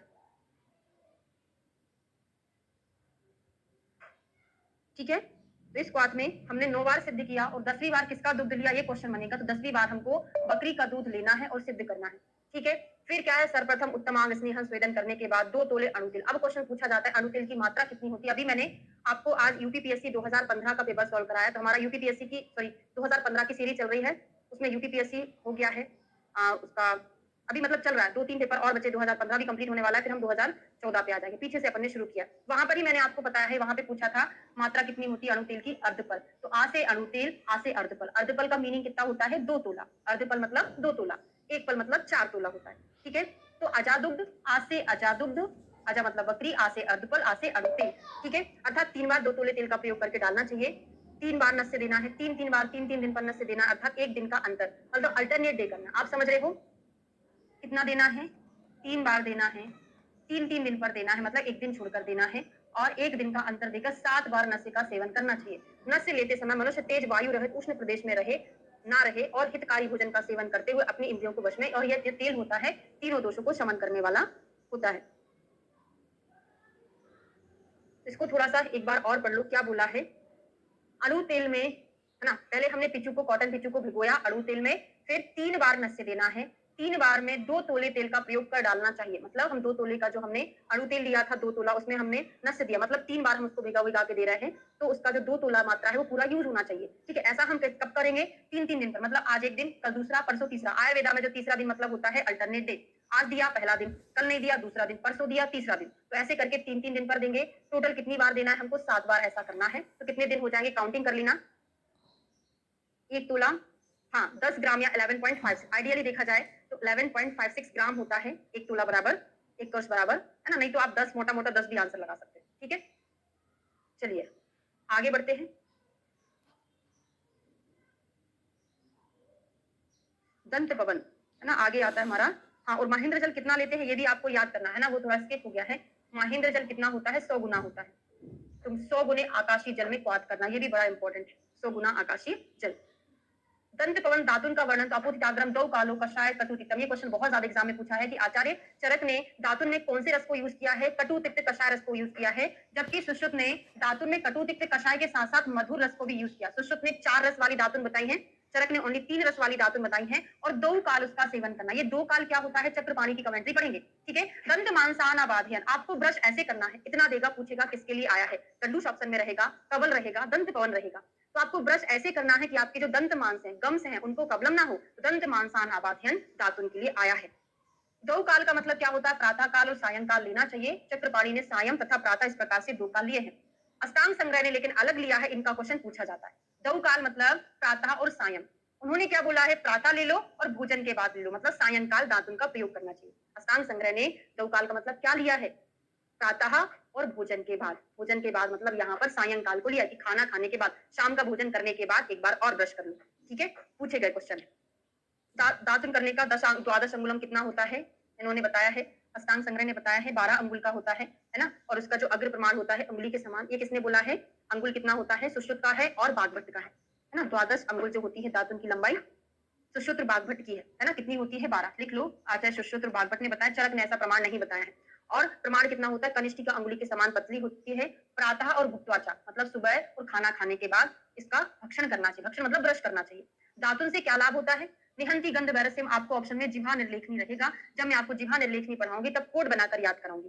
तो ब्रश करने से क्या हो रहा है, मुंह की गंध चली जाती है। जिह्वा दंत आस्य मलम, मतलब जिह्वा का मल, दांतों का मल, मुख का मल साफ होता है। क्योंकि जिह्वा लिखा है तो कहीं आप ये ना समझ लो कि जिह्वा निर्लेखनी का होगा, उसका थोड़ा सा अलग है ना। तो जिह्वा दंत आस का मल ठीक होता है। रुचि मापदे, रुचि दंत विशोधनम, और सही सद्यो दंत विशोधनम, दंत विशोधन से शीघ्र ही दांत साफ हो जाते हैं। समझ में आ गया, जिह्वा दंत आस्य का मल हरता है, मुंह की गंध को ठीक करता है। ठीक है, अब उत्तम दातुन देखते हैं कौन कौन की दातुन का प्रयोग किया है। तो सर आपको संस्कृत में पढ़ाएंगे, वहां पे हर एक आचार्य का कंपैरेटिव पढ़ाएंगे तो अच्छे से याद हो जाएगा। तो करंज, करवीर, मालती, ककुब, असन। तो देखिए, करंज का है, कनेर का है, मदार मतलब अर्घ की बताई। अर्घ कैसा होता है भाई, विषैला होता है। करवीर भी कैसा होता है, विषैला होता है। क्वेश्चन ये पूछा जाता है कि आचार्य चरक ने कौन से 2 विष यहाँ पर बताए। जब आप विष उपविष पढ़ोगे, बेस्ट दातुन कौन सी होती है, बेस्ट दातुन कोई निम्बस्ट, वो अलग है। आचार्य सुश्रुत ने अलग अलग बोला है, निम्बस्ट तिक्त के श्रेष्ठा, तिक्त रस में नीम की दातुन, कषाय खदिरस तथा मधुको मधुरे श्रेष्ठा, कषाय करंजा कटुकी तथा, ऐसे करके है, वो अलग है। ऐसे कोई बेस्ट दातुन यहाँ पर नहीं बताई है। ठीक है, वो आचार्य सुश्रुत ने बताया है बेस्ट दातुन। ठीक है, किस रस में कौन सी दातुन बेस्ट होती है, शायद आगे जाके आएगा। तो कौन से आचार्य ने दो उपविष्ट का, उपविष्ट में आप पढ़ते हो ना, कनेर मतलब अर्घ पढ़ते हो, करवीर पढ़ते हो, तो ये दोनों यहाँ पर है। बाकी मालती, अर्जुन भी है, असन भी है, इन्हीं के समान अन्य वृक्ष दातुन के लिए उपयोग में लाते हैं। सुश्रुत ने दातुन संबंधी वर्णन किया है। ठीक है, कितनी 12 अंगुल की होती, कनिष्ठिका के जैसी होती है। कषाय, मधुर, तिक्त, कटु आदि का प्रयोग करते हैं, जो मैंने अभी बोला और लिखा है। निम्ब की दातुन तिक्त रस में श्रेष्ठ है। खदिर की दातुन कषाय रस में श्रेष्ठ है। मधुक की दातुन मधुर रस में, मधुक मतलब यहाँ पर मुलैठी है। मधुक होता तो महुआ होता, मधुक में छोटा ऊ की मात्रा है तो वो मुलैठी रहता है। ठीक है, एक बार सुश्रुत संहिता की बुक में देखो, वहां पे भी यही लिखा है। मधुक तो नहीं लिखा ना महुआ, थोड़ा सा मैं कंफ्यूज हूँ। यहाँ पर तो मधुक लिखा, मुलैठी।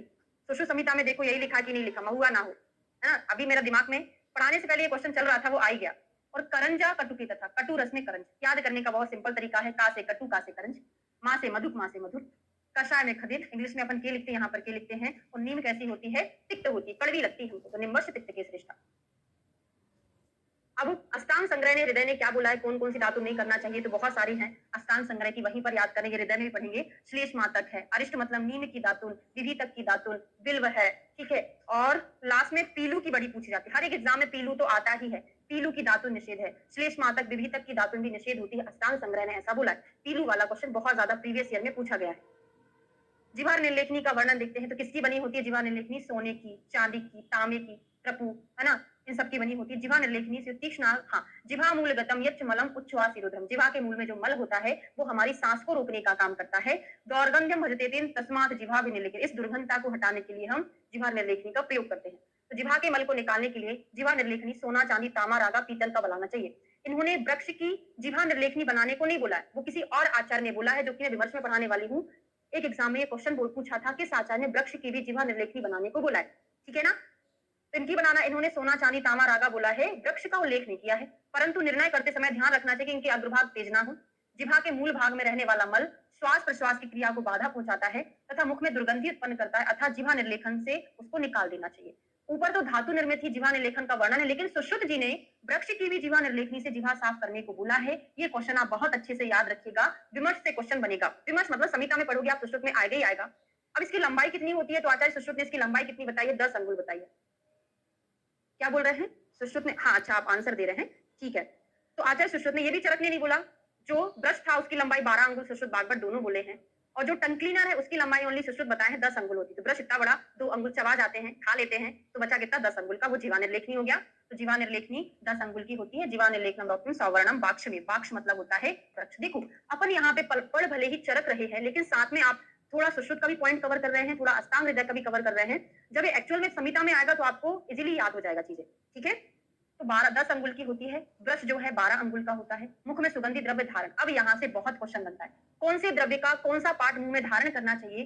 देखिए, जाति फल, कटुक, पूग फल, लवंगस्य फलानी, किस किस का फल यूज करना है, कंकोलस्य फलम, कंकोल यहाँ तक के फल यूज करना है। तो एक बार हिंदी पढ़ लो, देखो नाम में दिया है जाय फल, तो फल यूज करोगे। कटुक मतलब लता कस्तूरी, तो कटुक का भी फल है ना, तो जाय फल का फल, कटुक का फल, पूग फल का फल, तो फल लिखा है ना। लवंग का क्या करते हैं यूज, हम व्रंत यूज करते हैं, है ना। यहाँ पे लवंगस्य फलानी भले लिखा है, तो लवंग का जो ऊपर वाला फल होता है उसको हम व्रंत भी बोलते हैं। आपको फल ही लगाना, लेकिन पुष्प कलिका, पुष्प कलिका मतलब वही चीज होता है ना। लवंग का आप फल ही लगाएंगे वही होता है, उसका मतलब वही पुष्प कलिका या व्रंत होता है। आपको संस्कृत से अटेम्प्ट करना, जाति फल का फल, कटुक का फल, पूग फल का फल, लवंग का फल और कंकोल का भी फल ही यूज करेंगे। तांबुल का, तांबुल मतलब पान के पत्ते ही यूज करते हो, किसी ने फल तो यूज नहीं किया होगा ना, तो मुख को सुगंधित करने के लिए तांबुल के पत्ते, पान के पत्ते यूज करते हैं। कर्पूर तो एक खुद ही निर्यास होता है, तो कर्पूर का निर्यास करते हैं। और इलायची का फल, सूक्ष्म एला का फल है ना, तो छोटी इलायची का फल यूज करते हैं। आपसे क्वेश्चन पूछा जाएगा मुख सुगंधी द्रव्य में, दो चीजें याद कर लो, काम बन जाएगा। तांबुल का पत्र, कर्पूर का निर्यास, बाकी सभी का फल यूज करते हैं। याद हो गया, दो चीज हमको अलग से याद करना था, क्या, तांबुल का पत्र, कर्पूर का निर्यास, बाकी सारी चीजों का फल यूज करेंगे। याद करने का एक और तरीका ये होता है, छोटे छोटे दो चीज याद कर लो, बाकी सब में कॉमन चीजें आपको ऑटोमेटिक याद हो जाएंगी। अब स्नेह गंडूश के लाभ देखते हैं। स्नेह गंडूश का भी कई बार पूछा है, अभी अभी क्वेश्चन सॉल्व करा रही जिसमें कई बार पूछा है। ये दोनों चीजें आई थी, एक ही पेपर में ये भी आ गया, दूसरे ये भी आ गया, दो ही क्वेश्चन आए थे अलग अलग। हनु बलम स्वर बलम बदनोपचया, मतलब हनु को बल प्रदान करने वाला, बदन को बल प्रदान करने वाला, उपचय करने वाला कौन होगा, इसलिए होगा ना जो हमारे हनु को बल प्रदान करेगा। और नाचा दंता शयम यान्ति दृढ़ मूला भवंती, ये हमारे दांतों को गिरने से रोकता है और हमारे जो दांत है वो दृढ़ मूल हो जाते हैं। इसमें किसका पूछा था, इसमें पूछा था अष्टांग हृदय का पूछा था। क्या पूछा था, दंत दाढ़ कर्म रुच्यम स्नेह गंडूष धारणम, ये क्वेश्चन आया था। दंत दाढ़िकरम रुच्यम स्नेह गंडूष धारणम, दंत दांत में दृढ़ता प्रदान करने के लिए स्नेह गंडूष का धारण करना चाहिए। ये क्वेश्चन था, याद हो गया। हनुबल स्वरबल दांतों को गिरने से रोकता है, हमारे दांतों को दृढ़मूल बनाता है, स्नेह गंडूष से ये लाभ मिलता है। बाकी कौन कौन से गंडूष होते हैं, तो 4 प्रकार के गंडूष आप पढ़ोगे। कहाँ पढ़ोगे, अष्टांग हृदय में पढ़ोगे और सुश्रुत में पढ़ोगे। उनमें कौन कौन से होते हैं, स्नेहिक, शमन, शोधन और रोपण। स्नेहिक, शमन, शोधन, रोपण जो है वाग्भट्टिका है। बस शमन की जगह अगर प्रसादन आ जाए, समन की जगह अगर प्रसादन आ जाए तो ये सुश्रुत का बन जाता है। बात समझ में आया। स्नेहिक, शमन, शोधन, रोपण जो 4 प्रकार का गंडूष होता है वो किसका है, बाघभट्ट का है। सुश्रुत ने शमन की जगह प्रसादन वर्ड यूज किया हुआ है। तो ये दोनों कवल गंडूष, दोनों के भेद एक ही चीज है, यही कवल के हैं, यही के यही गंडूष के भेद हैं। मुख्य वायरस ये सुश्रुत संहिता का है। सुश्रुत संहिता का अनागत बाधा प्रतिषेधी अध्याय चिकित्सा स्थान का 24 नंबर का चैप्टर वहां का है। जिह्वा निलेखनी के लिए आया है, मुख्य वायरस से दौर्गंध्यम शोफ जाड्य हरम सुखम। तो मैंने आपको वहां पर ये याद करके बताऊंगी, क्योंकि यहाँ पे दंत मांसान आबाध्यन भी आया है। तो वहां पे जिह्वा पर जो मल जमा रहता है ना, मल अगर जिह्वा पर जमा है तो मैंने एक कोड बनाया है कि जिह्वा पर मल के कारण शोफ हो गया है, तो शोफ जाड्य हरम सुखम के लिए किसका प्रयोग करते हैं, जिह्वा निर्लेखनी। ठीक है, सुश्रुत संहिता का है। विमर्श में दिया होगा, नहीं दिया होगा तो आप वहीं देखना, चिकित्सा स्थान 24 नंबर का चैप्टर। सदा सिर पर तेल धारण करना चाहिए, इससे क्या होगा, अब जल्दी से मुझे बता दो। नाचा केशा प्रमुच्यन्ते वर्धन्ते विशेषता कहां पर था, नाचा केशा प्रमुच्यन्ते वर्धन्ते विशेषतः, वो हमने नस्य में पढ़ा था। और सिर में तेल धारण करना भी ऐसा ही कुछ हमको बता रहा है जो कि हम एग्जाम में गलत करने वाले हैं 100%। ना खालित्यम ना पालित्यम ना केशा प्रपतंती, यहाँ पर खालित्यता नहीं होती, पालित्यता नहीं होती और बाल नहीं झड़ते। वहां पे ना चाकेशा प्रमुच्यन्ते वर्धन्ते विशेषता, वहां पे बढ़ते हैं। न से बड़ा कर्म है ना, याद कर लो, न से बड़ा कर्म है तो वहां पे बाल बढ़े जाएंगे। यहाँ पर बढ़ नहीं रहे, मतलब बढ़ तो रहे होंगे लेकिन हमने कोड बनाया। वर्धन्ते वाला श्लोक नस्य का है, यहाँ पे इस टाइप का है। ठीक है, और वहां पे एक और चीज आया था, जरा नस्य वाला निकाल लो जरा वापस। ठीक है, यही वाला था, है ना, स्पेशली हमने यही पढ़ा था। अब यहाँ पर आपको थोड़ा सा अलग से याद करना पड़ेगा। खालिद से पालित नहीं, तो बाल में अच्छे से तेल लगाना चाहिए, बाल झड़ना बंद हो जाएंगे। ठीक, और दृढ़ मूला दीर्घाश कृष्णा केशवंत, ये बहुत कंफ्यूज करता है भाई। मैं तो गलत कर देती, आपका पता नहीं आप लोग गलत करते कि नहीं। मुझसे तो 100% गलत होने की संभावना है। तो मैंने याद किया कि नस से बड़ा कर में वहां पे वर्धनते वाला अकेला एक ही श्लोक आया है। यहाँ पे दो दो चीजें आई हैं, दृढ़ मूल वाले होंगे, तेल लगाने से बाल के मूल दृढ़ हो जाएंगे, बाल बड़े हो जाएंगे, है ना, कृष्ण हो जाएंगे, ऐसे करके यहाँ पर आया हुआ है। निद्रा लाभा, और तेल लगाने से क्या होता है, तेल लगाने से नींद बड़ी अच्छी आती है। निद्रा लाभा स्याद मूर्धनि तेल, यहाँ पर उन्होंने मूर्धनि तेल टर्म यूज किया हुआ है चरक जी ने। क्लियर हो गया। 3 श्लोक 3 लाइन बड़ी इंपॉर्टेंट है जो हमको कंफ्यूज करने वाली है, कहां से, नस्य से। तो ऐसी पढ़ाई करो परफेक्शन से कि आगे जाके आपको एग्जाम में कंफ्यूजन ही ना हो। हाँ, धूमपान, अब आपका होमवर्क क्या है, यहाँ पे जो हमने श्लोक पढ़ा, यहाँ पे आपको धूमपान का श्लोक लिख लेना है, नस्य का श्लोक लिख लेना है। अभी आप इतना क्लियर कर लो, एग्जाम में आएगा फटाफट, आपको सोचने का टाइम ही नहीं लगाना वहां पे ना, टाइम वेस्ट नहीं करना कुल मिला के। ठीक, अब आता है सदा कान में तेल। अब मुझे एक क्वेश्चन में बोल रही हूँ, आपको बताना है। शिरः श्रवण पादेशु, शिरः श्रवण पादेशु विशेषाम शीलियत करके ऐसा कुछ थोड़ा सा श्लोक गड़बड़ हो गया है। ये कहां पर आया है, किसने बोला है। शिरः श्रवण पादेशु विशेषम शीलियत करके आता है, थोड़ा सा एकाध शब्द मुझसे मिस हो रहा है। कहां पर आता है, अभ्यंग के लिए बोला है, किस आचार्य ने बोला है, विशेष रूप से सिर में, श्रवण में, पैर में मालिश करना चाहिए, अभ्यंग करना चाहिए। अष्टांग हृदय का रेफरेंस है, याद रखिएगा, बड़ा इंपॉर्टेंट है ना, कभी आएगा बताऊंगी मैं आगे जाके, है ना। वेरी गुड, अष्टांग हृदय का है, मोस्ट इंपॉर्टेंट। आज ही मैंने सॉल्व कराया ये, यूपीपीएससी 2015 में शायद सॉल्व कराया। तो कर्ण रोगा वातोत्थान ना मन्या अनुग्रह, तो कान में तेल डालने से मन्या अनुग्रह नहीं होता। अब आपको मन्यास्तम, अर्देत, अर्धाभिदा के कहां पढ़ा था, नस्य के लाभ में भी पढ़ा था। तो उसका श्लोक आपको देखना है और इसका देखना है। आपका होमवर्क क्या है, अब यहाँ पे आपको नस्य का एक कोटेशन लिख लेना जहां पे मन्यास्तम अनुग्रह करके आया था। ठीक है, तो मन्या अनुग्रह नहीं होता, ना उच्च श्रुति बाधर्य, बहरे भी नहीं होते हैं, और उच्च श्रुति मतलब अगर आप ऊंचा सुन रहे थे तब ऊंचा नहीं, आपको सही से सुनाई देगा, तो केवल उच्च स्वर से कहे गए शब्दों को सुनना तथा बाधिर नहीं होता है। ठीक है, उच्च श्रुति में भी ये लाभदायक होता है। हाँ, एक और चीज है, कानों में तेल डालने के बाद क्या करना चाहिए। अष्टांग संग्रह ने सूत्र अध्याय 31 में बोला है, कानों में तेल डालने तो हमको कर्ण मूल का मर्दन करना है। ये किस आचार्य ने बोला है, ऐसा क्वेश्चन बनेगा। अष्टांग संग्रह तो हम अलग से नहीं पढ़ने बैठेंगे, हम हृदय पढ़ेंगे, तो संग्रह के जो खास पॉइंट हम यहाँ पे कवर करते चलेंगे, है ना। तो धारियत पूर्णम करने कर्ण मूलम विमर्दित, कर्ण मूल का थोड़ा थोड़ा हल्का हल्का मर्दन करना है। ठीक है, यावत मात्रा सतम अवेदनम, है ना, और पूरी तरह कानों के मूल के हाथ को मर्दन करना है। यदि वेदना ना हो तो स्वस्वत की दृष्टि से कान में तेल छोड़ना है, और 100 मात्रा तक धारण। धारण काल कितना होता है, कर्णपूरण का 100 मात्रा होता है। जब आपको सर शाला के पढ़ाएंगे, वहां पे क्रियाकल्प एक टॉपिक रहेगा, वहां पे सारा चीज आपको पढ़ाएंगे, है ना। सिर रोगों में 500 नहीं 1000 है, कंठ रोगों में 500 करके है, सर याद कराएंगे, मुझे इतना याद नहीं है, है ना। सिर में 1000 है शायद, कंठ में 500। मैं सही बोल रही हूँ क्या, आप मुझे बता दो, गलत तो नहीं बोला। नॉर्मल धारण काल कितना है, 100 मात्रा। कंठ के रोग हो जाए तो 500 मात्रा, सिर का हो जाए तो 1000। एक बार मुझे बता दो, मैंने सही बोला कि गलत बोला, नहीं तो मैं उसको करेक्ट कर लूंगी, है ना, मुझे याद नहीं है।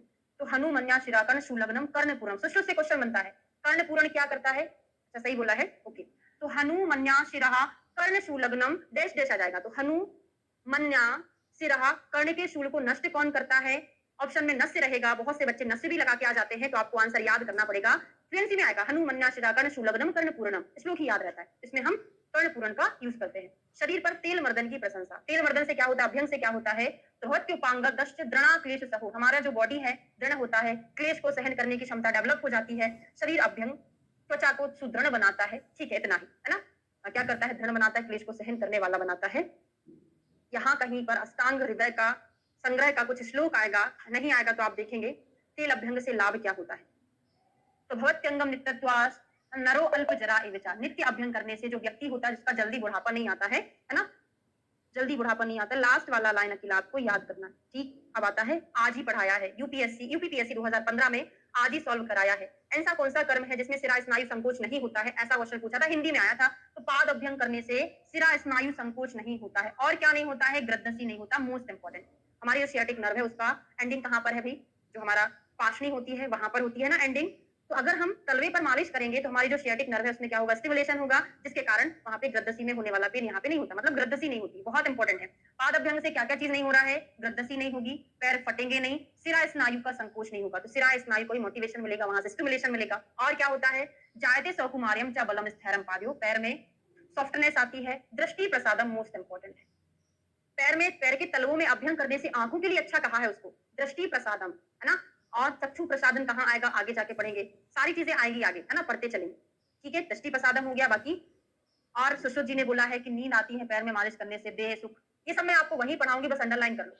शरीर परिमार्जन, दौर्गंध्यम गौरवम तंद्रा कंडु मनम रोचकम स्वेद विभत्सामहंति शरीर परिमार्जनम। तो देखिए, शरीर परिमार्जन का मतलब नहाना नहीं होता, स्पंजिंग होता है। ठंडी का समय आता है, नहाते नहीं 15-15 दिन, ठंडी लगती है ना, तो दूसरों को बेवकूफ बनाने के लिए हम क्या करते हैं? थोड़ा सा पोछा लगा लेते हैं शरीर में, उसको स्पंजिंग, शरीर परिमार्जन बोलते हैं। मुंह धुल लिया, गीले कपड़े करके हाथ पैर पहुंच गए, तो बहुत होता है। केवल मुंह धुल के कॉलेज चले जाते होंगे आप लोग, भैया मैं तो डेली नहाती हूँ, है ना।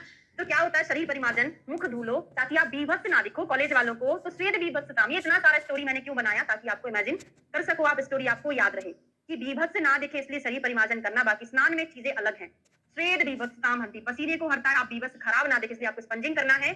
और इससे दुर्गंधता भी चली जाती है। स्पंजिंग करने से क्या होता है? दुर्गंधता चली जाती है ना। गौरवता, तंद्रा, खुजली वगैरह नहीं होती है। जिसको श्लोक याद है बहुत अच्छी बात है। अच्छा अच्छा, आपने भी हॉस्टल में बेवकूफ बनाया था। लड़के लोग अक्सर ऐसे ही होते हैं, डेली नहीं नहाते ठंड में, लड़कियां अच्छी होती है ना, वो लोग डेली नहाती है ना। चलो ठीक है। तो दुर्गंधता, गौरव, तंद्रा, कंडू, स्वेद विभत्सामंती, शरीर परिमार्जनम। अब आता है स्नान। हमेशा पवित्र काम, पूजा पाठ कब करते हैं? हम स्नान करने के बाद करते हैं। तो पवित्रम वृश्यम आयुष्यम, आपको कंफ्यूजन रहेगा ही नहीं। स्नान करने के बाद पवित्र काम करते हैं, है ना। वृश्यता लाता है, आयु को बढ़ाता है। श्रम स्वेद मलापम, पसीने को तो हरता है, थकान को ही मिटाता है। ठीक है, चलिए लड़कियां सपोर्ट में है।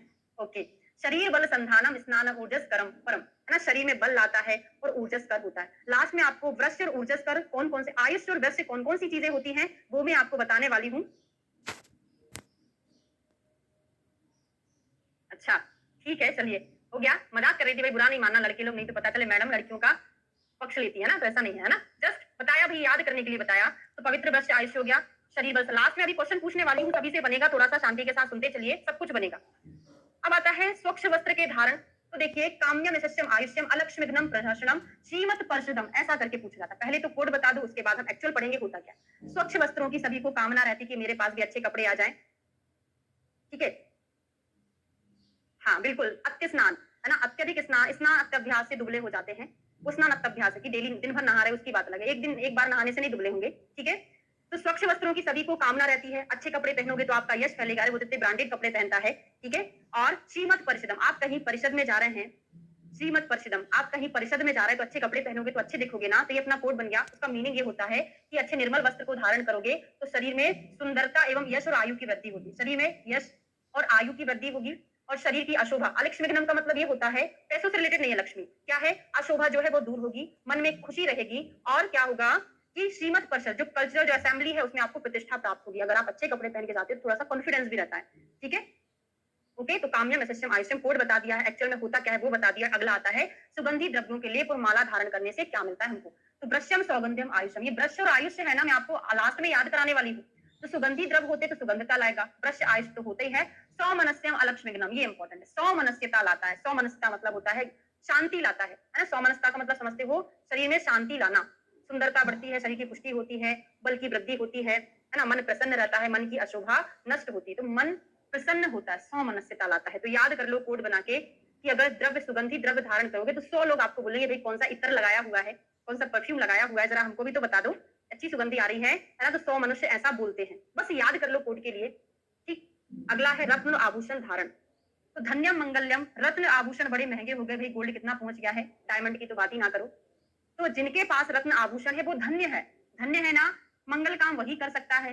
श्रीमत व्यसन सूदनम, है ना? श्रीमान वही कहलाता है ना? सभी लोग ऐसी कामना करते हैं कि हमारे पास भी रत्न और आभूषण हो। पूरा कोड बन गया है हमारा। तो रत्न आभूषण धारण करने से सौभाग्य, मंगल, आयु की वृद्धि होती है, लक्ष्मी की प्राप्ति, दुख दूर होते हैं, मन प्रसन्न रहता है, शरीर में सुंदरता और ओज की वृद्धि होती है। ये किसका हो गया? अगला आता है पैर और मल मार्गों की शुद्धि। तो मेध्यम बहुत पूछा गया है। पवित्रम आयुष्यम अलक्ष्मी कली नाशनम। तो पवित्र, अगर आपके हाथ पैर के नाखून अच्छे कटे हैं, मल मार्गों की शुद्धि हो गई है, तो क्या है, आप पवित्र लगोगे ना, आयु बढ़ेगी।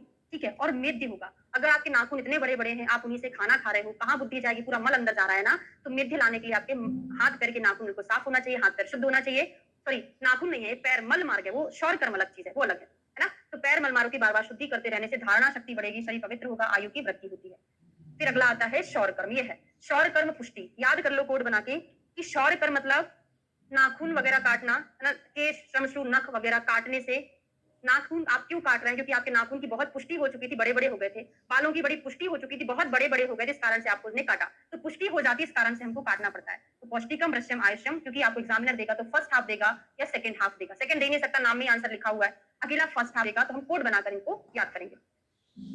फिर कब कब कटवाना चाहिए? तो पूरा बृहत रही त्रिपक्ष से केश शमश्रु नखान संहारित, मतलब पक्ष में 3 बार, पक्ष में 3 बार कराना है, मतलब 5-5 दिन हो गया ना। तो किसने बोला? ये पूरा बृहद त्रय ने बोला है कि हमको पक्ष में 3 बार नाखून, बाल आदि कटवाना है, शमश्रु आदि कटवाना चाहिए।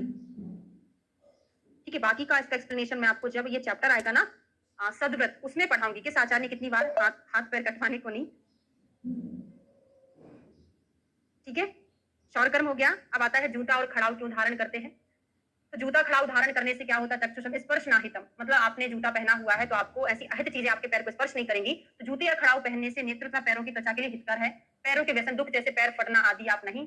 तो पादियो व्यसनापहम, पैर में कुछ अलग चीजें आपको टच कर रही है या फिर आपके पैर फट रहे हैं, उनसे बचाएगी। ठीक। बल्यम पराक्रम सुखम, पराक्रम सुखम पादत्र धारणम। पराक्रम सुखम को कोड बना लो एक। क्या कोड बनाओगे? कि जैसे आपने पादत्र धारण चप्पल जूते पहने हुए हैं, किसी ने आपको परेशान कर दिया है, तो अपना पराक्रम दिखा सकते हो ना। जूते उतार के मारूंगी, चप्पल उतार के मारूंगी, ऐसा बोलते हो ना। तो पराक्रम दिखा देती लड़कियां, है ना, ऐसी दिखाती थी पहले की बात थी, अब तो वही कुछ बोलती नहीं है ना। तो पराक्रम सुखम, अब डायरेक्ट तमाचा ही मार देते हैं ना। तो पराक्रम दिखाने में क्या है? जूता या खड़ाऊ होता है। बस जस्ट क्या है, ये कोड है याद करने का। भाई अन्यथा मत लेने, तो फिर परेशान ना, मुझे कौन लगाने लगा, मैंने आपने ऐसा क्यों बोला, वैसा क्यों बोला, है ना। ऐसा नहीं है, ओनली कोड के लिए अपन पढ़ते हैं। ठीक है। अब आते हैं छाता। छाता क्यों लगाते हो सिर में, सिर के ऊपर? तो इते प्रश्मनम, इते प्रश्मनम पूछा गया है छाता था। इते प्रश्मनम का मतलब होता है कि प्रेत पिशाच आदि से आपकी रक्षा होती। छाता धारण से, इति मतलब भावी रोग, इते प्रश्मनम का मतलब होता है भविष्य में होने वाले रोग आपको नहीं होंगे। ठीक है। बाल बल बढ़ता है, बुद्धि, प्रेत पिशाच है ना, जो बुद्धि आवरण संक्रम, मतलब प्रेत पिशाच आदि आपके सिर के ऊपर आक्रमण करने वाले होंगे, वो नहीं करते हैं। और घर मतलब क्या होता है? धूप से बचाव होता है, वायु से बचाव हो जाएगा, धूल से बचाव हो जाएगा, और पानी से बचाव हो जाएगा। बारिश होगी तो पानी भी नहीं लगेगा। तो छाता इन चीजों से आपको बचाता है। छत्र धारण। ठीक। फिर दंड धारण, स्खलता संप्रतिष्ठान शत्रु नाम चा निषूदनम।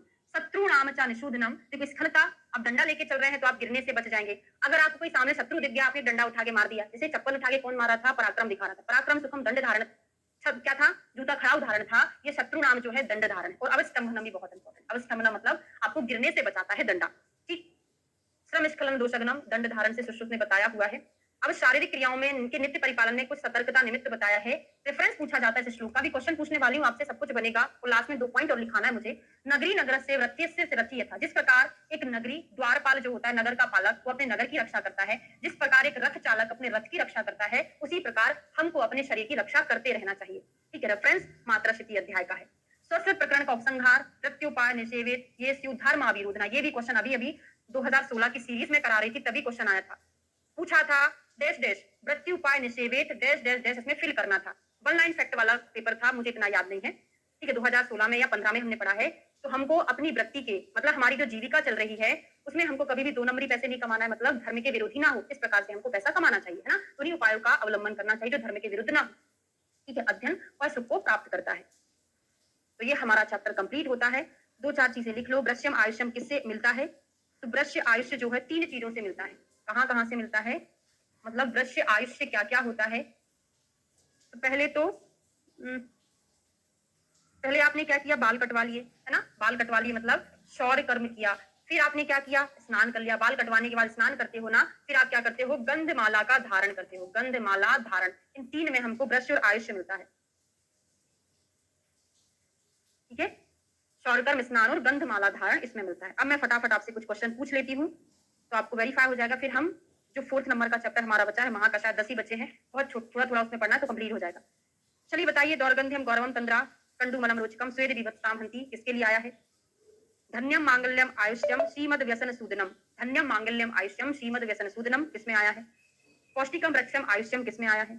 पवित्रम वृक्षम आयुष्यम किसमें है? श्रीमद परिषदम।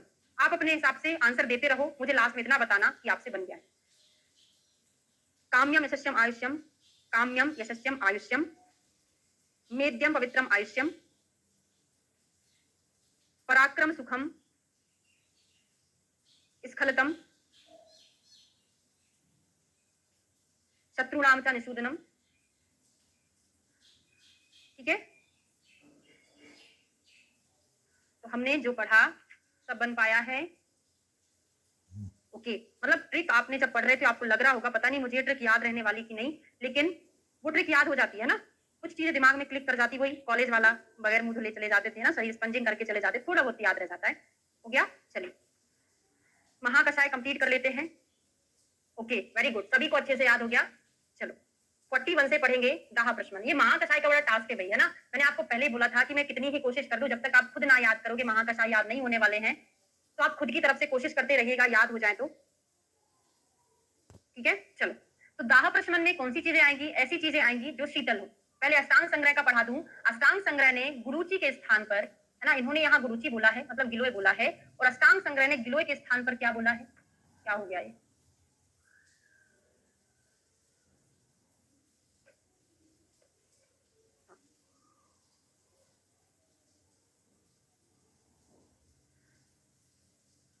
गुरुचि के स्थान पर पद्मक पढ़ा है ना गुरुचि। अब मुझे कोई बताएगा क्या, अष्टांग संग्रह ने शर्करा के स्थान पर, ज्वरहर महाकषाय में शर्करा के स्थान पर क्या बताया है? कोई बता पाएगा?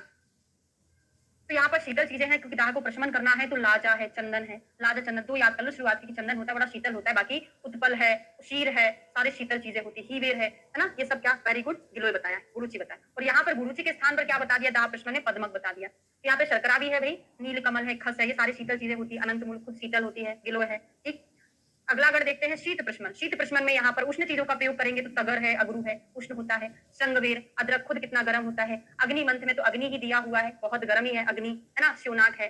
तो आपने जो दशमूल की द्रव्य पढ़े हैं, कौन से पढ़े हैं?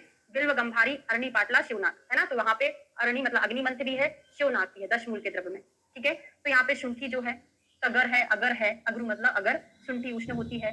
ठीक है, और पिपली उष्ण होती है, सोंठ मरीच पिपली पढ़ते हैं ना, तो यहाँ पर मरीच नहीं है, पिपली और शुंठी होती है। ठीक, बस ठीक है, इतना ही। फिर आगे आता है उदर प्रश्न में 3 चीजें बस याद कराऊंगी, तीनों ही पूछी जाती हैं, तिंदुक, प्रियाल और अर्जुन। तिंदुक, प्रियाल और अर्जुन। तो अर्जुन को क्या हुआ था? दर्द हुआ था, क्योंकि उन्होंने अपने प्रिय को मार दिया था, है ना, भीष्म पितामह पे चलाया था ना उन्होंने अपना बाण, तो अर्जुन को दर्द हुआ था, मतलब उदर, क्योंकि उन्होंने अपने प्रिय को मारा था। तो प्रियाल और तिंदुक और अर्जुन बस याद करना, काम चल जाएगा, बाकी की चीजें याद ही नहीं करना। ठीक है, और क्या डला है? खदिर भी है, कदर है, अर्जुन के साथ असन भी होता है, ठीक, सप्तपर्ण भी होता है, जितना याद रहे उतना आप कर लो। हाँ हाँ, अर्जुन को कंदुक प्रिय थी, ऐसा भी याद कर सकते हो, अच्छा गुण है। फिर अंगमद प्रश्न में क्या करते हैं? तो विदारी गंधा, कृष्णपर्णी, वहती कंटकारी, एरंड जो है, एरंड डला हुआ है, अच्छा वात शामक होता है, वहती कंटकारी जो है वात शामक ही होता है। कुल मिला के यहाँ पर ऐसी चीजों का प्रयोग करते हैं जो वात का शमन करती होंगी। वात के शमन से क्या होगा? वेदना का भी शमन होगा। तो दोनों कंटकारी और एरंड, और फर्स्ट वाला विदारी गंधा याद करना। हाँ, इलायची पूछा गया था, है ना, अभी प्रीवियस ईयर के क्वेश्चन सॉल्व करा रहे, इसमें इलायची पूछा था, इला किसमें आता है? अगर किसी को अंगमर्द हो रहा है, पेन हो रहा है, तो आप उसको इलायची दे देना, ठीक हो जाएगा, है ना, इलायची देने से अंगमर्द ठीक हो जाएगा। फिर आता है शूल प्रश्न में, तो षडूषण गा करके मैंने याद कराया है, षडूषण गा, ये मैंने आपको वही यूट्यूब वाले में पढ़ाया था। शूल होता है ना, तो गाते रहते हैं कि मुझे तो दर्द हो रहा है, दर्द हो रहा है, तो षडूषण में क्या होगा? पिपली, तितली मूल, चब, चित्रक, सोंठ, हाँ, और मरीच। और गा से क्या हो जाएगा? जी फॉर गंडीर, ए फॉर अजमुदा, ए फॉर अजगंधा, और ए फॉर क्या हो जाएगा? अजाजी। तो षडूषण गा, और सदूषण बा जो था किसी और में था, है ना? देख लेना कहाँ पर हमने पढ़ा था, बता देती हूँ। सदूषण बाह जो था दीपिनी महाकषाय में जो वीडियो है ना उसमें पढ़ाया था, वो सदूषण गा यहाँ पे पढ़ लिया, क्योंकि शूल होता है तो हम गाते रहते हैं। शोणित स्थापन में मृत कपाल तो मैंने याद करा दिया, तो यहाँ पर ऐसी चीजें हैं जो सब रेड रेड होती हैं। कौन कौन सी चीजें रेड रेड होती हैं? मधुक, मधु, मधुक, मुलेठी भी लाल है, शहद भी लाल होता है, रुधिर तो लाल है ही, रुधिर मतलब यहाँ पर केसर को बोला है, ठीक है। और मृत कपाल बताया था पहले ही, गैरिक जो है लाल है, लुद्र भी लाल होता है ना, प्रैंगु शर्करा लाजा आदि का प्रयोग किया जाता है शोणित स्थापन। कुल मिलाकर अधिकतर शीतवीर चीजें हैं, है ना, तो जो क्या करती है स्तंभन का काम करती है, शर्करा भी डला हुआ है। अगला आता है वेदना स्थापन महाकषाय। तो वेदना स्थापन, अगर किसी को वेदना हो रही तो आप शॉल ओढ़ के सो जाते हो। अंगमर्द अलग है, इलायची दे रहे थे। अगर किसी को वेदना है तो आप क्या करोगे? शॉल ओढ़ के सो जाओगे। शॉल मतलब यहाँ पे साल है, कटफल, कदम्ब, है ना, मोच रस है, ठीक है। और क्या याद करोगे? अशोक बस याद कर लो, एक ही चीज है, अशोक याद कर लो। अशोक को कहाँ होना चाहिए था? वेदना स्थापन में है, कहाँ होना चाहिए था इसको? शोणित स्थापन में होना चाहिए, क्योंकि ब्लड जो फीमेल में जो प्रॉब्लम होती है अशोकारिष्ट का प्रयोग करते हैं, तो शोणित वाले में होना चाहिए था, लेकिन नहीं है, अशोक वेदना स्थापन में है। अर्जुन को हृदय में होना चाहिए था, लेकिन वो कहाँ पर है? उदर्द में है। ये कुछ स्पेसिफिक क्वेश्चन बनते हैं ना, तो अशोक कहाँ पर है? ये वेदना स्थापन में है। संज्ञा स्थापन में कौन से होंगे? मतलब थोड़े से ऐसी तीक्ष्ण चीजें जो आप में क्या ला दे, थोड़ा सा एक्टिव कर दे दिमाग को। तो हिंगू बड़ी तेज होती है। कटफल, कटफल को आप सूंघोगे तो बहुत ज्यादा छींक आती है, जैसे हिंगू बहुत तीक्ष्ण होती है, कटफल है ना। आपने बचा सूंघ के देखा है क्या? बचा बहुत तीक्ष्ण होता है। हाँ, क्या बोल रहे हैं? हारित और योग रत्नाकर। हाँ, ओल्ड बैच वाले, वो हिस्ट्री पढ़ाई होगी ना सर ने, उसी में है। हिस्ट्री वाले पोर्शन में हारित, योग रत्नाकर, भेल सभी का है, तो वहां से पढ़ लेना, है ना। आयुर्वेद का इतिहास पढ़ाया ना सर ने, वहां पे, ठीक है। पलंकषा, चोरक है, गोलोमी है, ठीक है। जटिला, जटामांसी, कुछ तीक्ष्ण चीजें होती है, एक दो बस याद कर लेना। मुझे पता है ऐसे बिल्कुल याद नहीं होने वाला, लेकिन याद करने का कोई तरीका ही नहीं है भाई। महाकषाय तो मैंने आपको बोला, जो स्टोरी मैंने बनाई है 24 महाकषाय की, आपके एग्जाम तक पॉसिबल होगा तो और की भी मैं बना दूंगी, ठीक है। प्रजा स्थापन का तो पूरा याद है, ये गायनी से क्वेश्चन पूछा जाता है। हम चार भगवान से प्रार्थना करते हैं, कौन से? इंद्र भगवान से, कि हम हमको हमारी प्रजा सुखी रहे। ब्रह्मा भगवान से करते हैं, और किससे करते हैं? विष्णु भगवान से करते हैं, और शिव भगवान से करते हैं। ये मेरा क्वेश्चन भी सही हो गया था, यूपीएससी 2020 में पूछा था। चार भगवान के नाम याद कर लो। इंद्र मतलब इंद्री, ब्रह्मा मतलब ब्राह्मी, शिवा मतलब हरिकी, विश्वसेन कांता मतलब प्रियंगु। क्वेश्चन बहुत पूछा गया, प्रियंगु, विश्वसेन कांता। और क्या बोला है? कि हमारी जो प्रजा हो ऐसी हो, वो 100 वर्ष तक जिए, 1000 वर्ष तक जिए, ऐसा आशीर्वाद आप दे दो। शतवीरिया, सहस्त्रवीरिया, उसकी बुद्धि जो हो अमोघ हो, उसकी बुद्धि अमोघ हो, मतलब अनलिमिटेड हो, उसको कभी व्यथा ना हो। अव्यथा, अव्यथा मतलब होता है गुरु जी। उसको कभी व्यथा ना हो, उसको कभी अरिष्ट उत्पन्न ना हो। अरिष्ट मतलब यहाँ पे कटुरोगी, है ना। और एक और याद कर लो अलग से, वाक्य पुष्पि। पूरा प्रजा स्थापन महाकषाय हमने याद कर लिया। चार भगवान के नाम, शस्त्रवीर्या, सहस्त्रवीर्या, अमोघा, अव्यथा, अरिष्ट हो गया, और वाक्य पुष्पि हो गया, ठीक है। ये 49 कंप्लीट हुआ। आपसे क्वेश्चन पूछा जाता है सबसे लास्ट महाकषाय का नाम बताइए, तो वया स्थापन है। सबसे फर्स्ट का बता मुझे जरा, पहले नंबर का महाकषाय कौन सा है? तो वया स्थापनम में कौन कौन सी चीजें होंगी? अमृता, अभया, तो अमृता, अभया और धात्री मतलब आमल की। आ वाली तीन चीजें, अमृता मतलब गुरु की, अभया मतलब हरित की, धात्री मतलब क्या हो जाएगा? आमल की। तीन आ वाली चीजें हो गई। कौन सा है? वेरी गुड, जीवनी महाकषाय। श्वेता, जीवंती, है ना, मंडूक पर्णी, और स्थिरा, पुनर्नवा। स्थिरा भी और पुनर्नवा, है ना। तो ऐसे करके एक कोड लिख लो इसका। आमल की सेवन अपनाओगे तो जीवन पुनः स्थिर हो जाएगा। आमल की का सेवन करोगे तो जीवन पुनः स्थिर हो जाएगा। ऐसे करके कुछ बना सकते हो आमल की। बाकी अमृता, अभ्या तो साथ में याद हो गया। आमल की का सेवन करोगे तो जीवन आपका पुनः मतलब पुनर्नवा स्थिर हो जाएगा। मंडूक के जैसे, जैसे मेंढक स्थिर होता है ना, वैसे हो जाएगा। ऐसे कोर्स से याद नहीं होता है, मुझे पता है, ठीक है। तो ऐसे दो चार याद कर लेना। ये हमारा पूरा महाकषाय वाला टॉपिक कंप्लीट हो गया है। बाकी का जो लास्ट वाले श्लोक थे हमने पढ़ लिए हैं पहले। कल हमारा 6वां चैप्टर शुरू करेंगे हम। कौन सा? पश्चासिति अध्याय। कल की क्लास बहुत इंपॉर्टेंट है, सभी लोगों को लाइव रहना कंपलसरी है, क्योंकि ऋतुचर्या से, सूत्र स्थान के ऋतुचर्या से बहुत क्वेश्चन बनते हैं। आप बोलोगे चिकित्सा स्थान में कहाँ ऋतुचर्या? अलग अलग आचार्य ने अलग अलग बोला है ना, उत्तर तंत्र में भी तो बताया, सुश्रुत में। बहुत इंपॉर्टेंट है ना, रीजनिंग, बहुत ज्यादा रीजनिंग क्वेश्चन बनते हैं ऋतुचर्या से। हेमंत ऋतु में हम ज्यादा खाना क्यों खाते हैं, इसका क्या कारण है? वसंत में ही कफ का प्रकोप होता है, इसका क्या कारण है? सारे रीजनिंग क्वेश्चन अधिकतर यहाँ से बनेंगे। लाइव रहना भी सब लोग, है ना, जो रिकॉर्डेड सुनेगा वो भी लाइव रहने की कोशिश करना।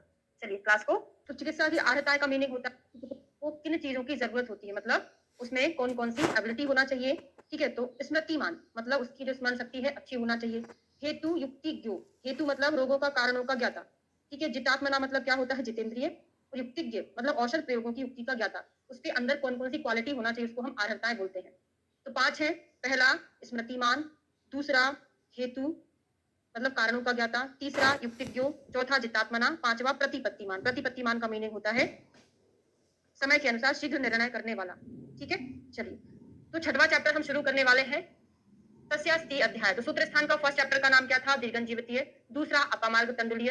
तीसरा आरगबधीय। चौथा षड्विरेचन शताशतीय। पांचवा जो है मात्रा स्थिति। छठवा तस्या स्थिति है। नाम याद होना चाहिए चरक के, तो पूरे आपको ए टू जेड नाम याद होना चाहिए जितने भी चैप्टर हैं, ठीक है, एक्सेप्ट सिद्धि स्थान। ओके, तो मात्रा स्थिति नामक अध्याय के बाद तस्या स्थिति अध्याय का वर्णन किया जा रहा है। तो तस्या स्थितम आहारम बल वर्णश्च वर्धते। तो हमने क्या पढ़ा था पिछले चैप्टर में? बल वर्ण सुखायुषा। अगर मात्रा पूर्वक आहार का हम सेवन करते हैं, क्या बोल रहे हैं? चरक सूत्र के फर्स्ट श्लोक में कितने पाद हैं?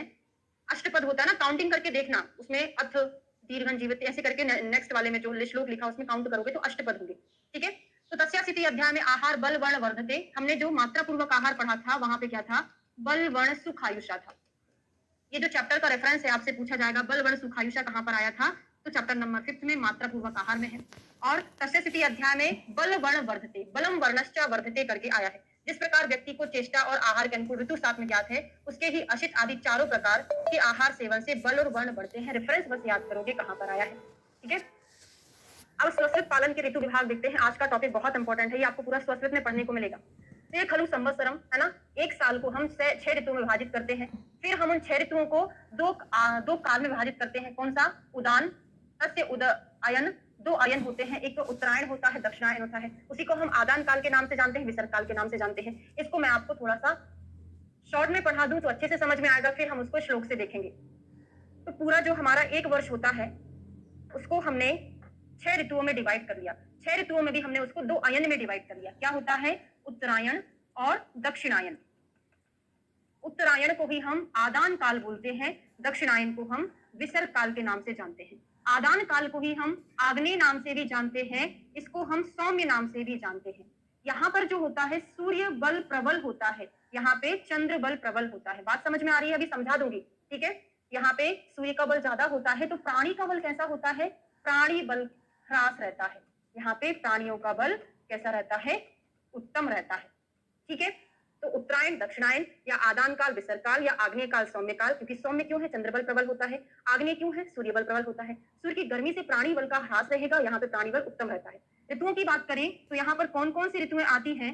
तो शिशिर, बसंत, ग्रीष्म, और यहाँ पर जो है वर्षा, शरद, हेमंत रहती है। अगर हम इसमें रसों की उत्पत्ति के बारे में बात करें तो हमारा एक कोड बन जाएगा त्रिकटु आलम। आलम आपसे पूछेगा कि चलो बताओ ग्रीष्म ऋतु में किस रस की उत्पत्ति होती है ना। तो ती से हो जाएगा, त्री से हो जाएगा तिक्त। का से कटु नहीं करना, का से आपको क्या करना है? कषाय करना है। टू से कटु करना है, टू से कटु, तिक्त, कषाय, कटु। पूछा जाएगा बसंत ऋतु में किस रस की प्रधानता होती है? तो कषाय रस की प्रधानता होती है। आलम से क्या होगा? आ से अम्ल होगा, ला से लवण होगा और मा से मधुर होगा, ठीक है। इतना समझ आ गया? एक बार मुझे बता दो तो फिर हम आगे की बात करेंगे। क्लियर हो गया? समझ आ गया? फिर हम आगे जाके एक श्लोक पढ़ेंगे, जब श्लोक आएगा तभी बताऊंगी। अभी ओनली हिंदी में पढ़ लेते हैं। क्या चीज होती है? आदावंते चा मध्य चा, नहीं सॉरी, आदा ने दुर्बले देहे भक्ता भवति दुर्बला करके वर्षा ऋतु में आ गया। यहाँ पे आदावंते चा दौर्बल्यम विसर्गादान नृणाम करके श्लोक आएगा, बताऊंगी। तो देखिए, आदान काल की प्रारंभिक ऋतु और विसर्ग काल की अंतिम ऋतु, इन दोनों में प्राणी का जो बल होता है श्रेष्ठ होता है, या उत्तम, श्रेष्ठ लिख लो, बलवान होता है, व्यक्ति श्रेष्ठ बल वाला होता है।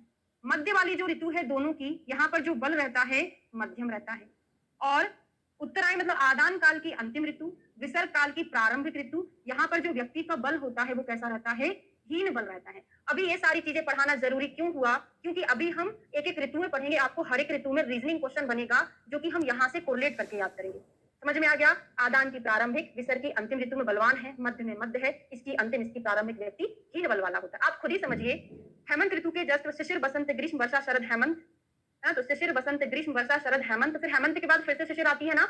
तो अगर इसके बाद फिर से शिशिर आ रही तो यहाँ पर व्यक्ति बलवान है, तो यहाँ पर भी तो बलवान होगा ना, यहाँ पर ही बलवान होगा। अगर व्यक्ति यहाँ पर हीन बल वाला है तो अगली ऋतु आएगी तो उसमें भी तो हीन बल वाला रहेगा ना। समझ में आ रहा है? आपको पता है हेमंत ऋतु, शिशिर ऋतु में हम बहुत सारा खाना खाते हैं। ठंडी के समय में क्यों खाते हैं? हमारी अग्नि तीव्र होती है। ज्यादा खाना खाओगे तो आपको ज्यादा बल मिलेगा। गर्मी के दिनों में आप बहुत कम खाना खाते हो तो आपका बल कैसा हो जाता है? कम हो जाता है, ठीक है। इतना समझ लिए हैं? चलिए वापस आ जाते हैं अपनी बुक पर। तो ऋतु साथ में किस प्रक्रम में ऋतुओं के विभाग, संवत्सर के 6 अंग, 6 ऋतुएं बताई। इनमें शिशिर, बसंत, ग्रीष्म, इनको सूर्य उत्तर दिशा में गमन करता है, इसको उत्तरायण बोलते हैं। आदान काल भी कहा जाता है। वर्षा, शरद, हेमंत इसमें दक्षिण दिशा में गमन करने वाला है, इसको दक्षिणायन, ऐसी को विसर्ग काल कहा जाता है। जो कि मैंने आपको इधर सब कुछ समझा दिया। उत्तरायण, आदान, आग्नेय, सूर्य बल प्रबल, प्राणी बल ह्रास, दक्षिणायन विसर्ग सौम्य चंद्रबल प्रबल प्राणीबल उत्तम होता है। ठीक है,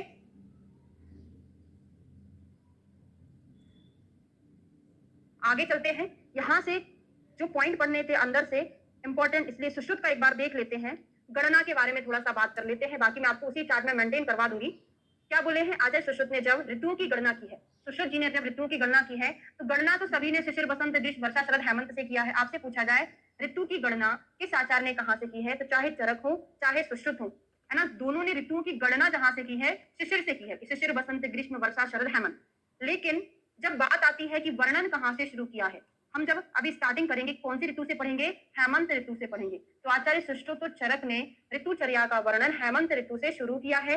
गणना काउंटिंग कहां से की है, शिशिर ऋतु से की है। और बात कर लें, चरक ने सुश्रुत ने तो हेमंत से किया है, नागार्जुन ने कहां से किया है, नागार्जुन ने वर्षा ऋतु से शुरू किया है। कोड बना लो, अर्जुन ने बाणों की वर्षा की थी, अर्जुन ने क्या किया था, बाणों की वर्षा की थी, है ना। यहाँ पर सुश्रुत चरक सुश्रुत बागभट भी लिख लेना, तीनों आचार्य का है।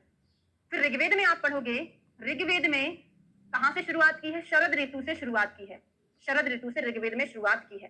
ठीक है, चरक सुश्रुत बागभट का हेमंत से, नागार्जुन का वर्षा से, ऋग्वेद का शरद से वर्णन शुरू किया हुआ है।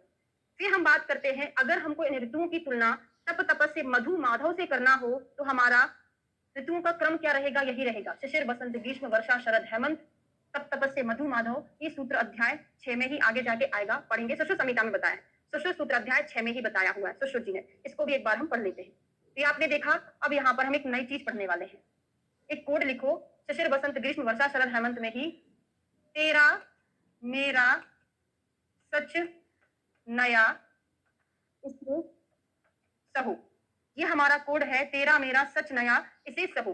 तो तेरा से क्या होगा, तप तपस्य, मेरा से क्या होगा, मधु माधव, सच से क्या होगा, सच से होगा सुचि शक्र, सुचि और शक्र, नया से नभ नभस्य, नभ और नभस्य, इसी से ईश ऊर्ज, सहो से सह सहस्य। अब यहां से कैसा क्वेश्चन बनेगा, देखो एक चार्ट में हम बहुत सारी चीजें पढ़ रहे हैं, इसका कोड हमने देख लिया। क्वेश्चन बनेगा कि शरद ऋतु में किससे तुलना की है, शरद ऋतु में ईश ऊर्ज कहा हुआ है ना। बसंत ऋतु की तुलना किससे की है, मधु माधव से की है। तो ये आपको पूरा यहाँ से लिख लेना है, तेरा मेरा सच नया इसे सहो।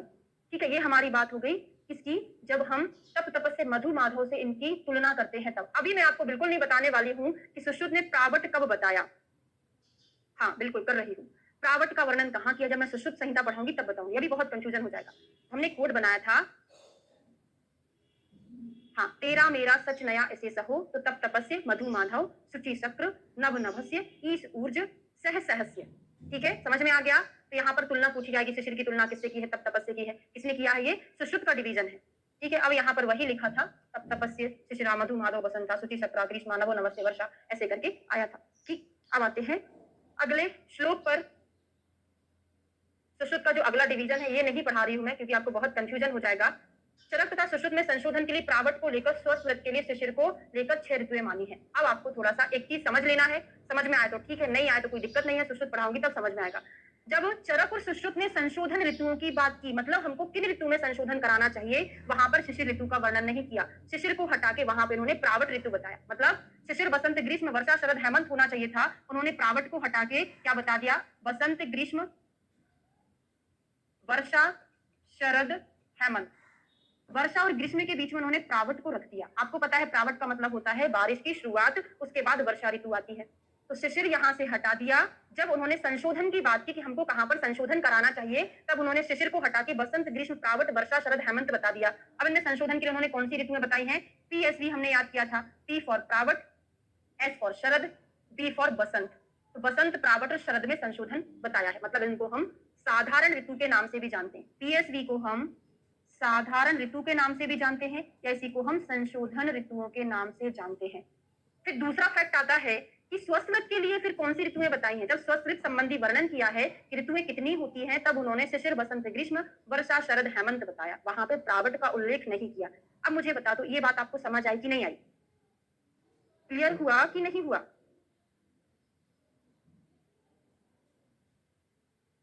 सभी को समझ आ गया,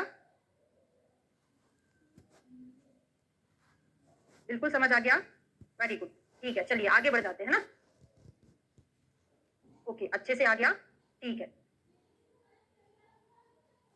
अब यहाँ पे शारंग की कुछ ऋतुएं बताई हुई हैं, किसको किससे कंपेयर करना है वो आपको सर पढ़ाएंगे, कहाँ स्वस्वृत में।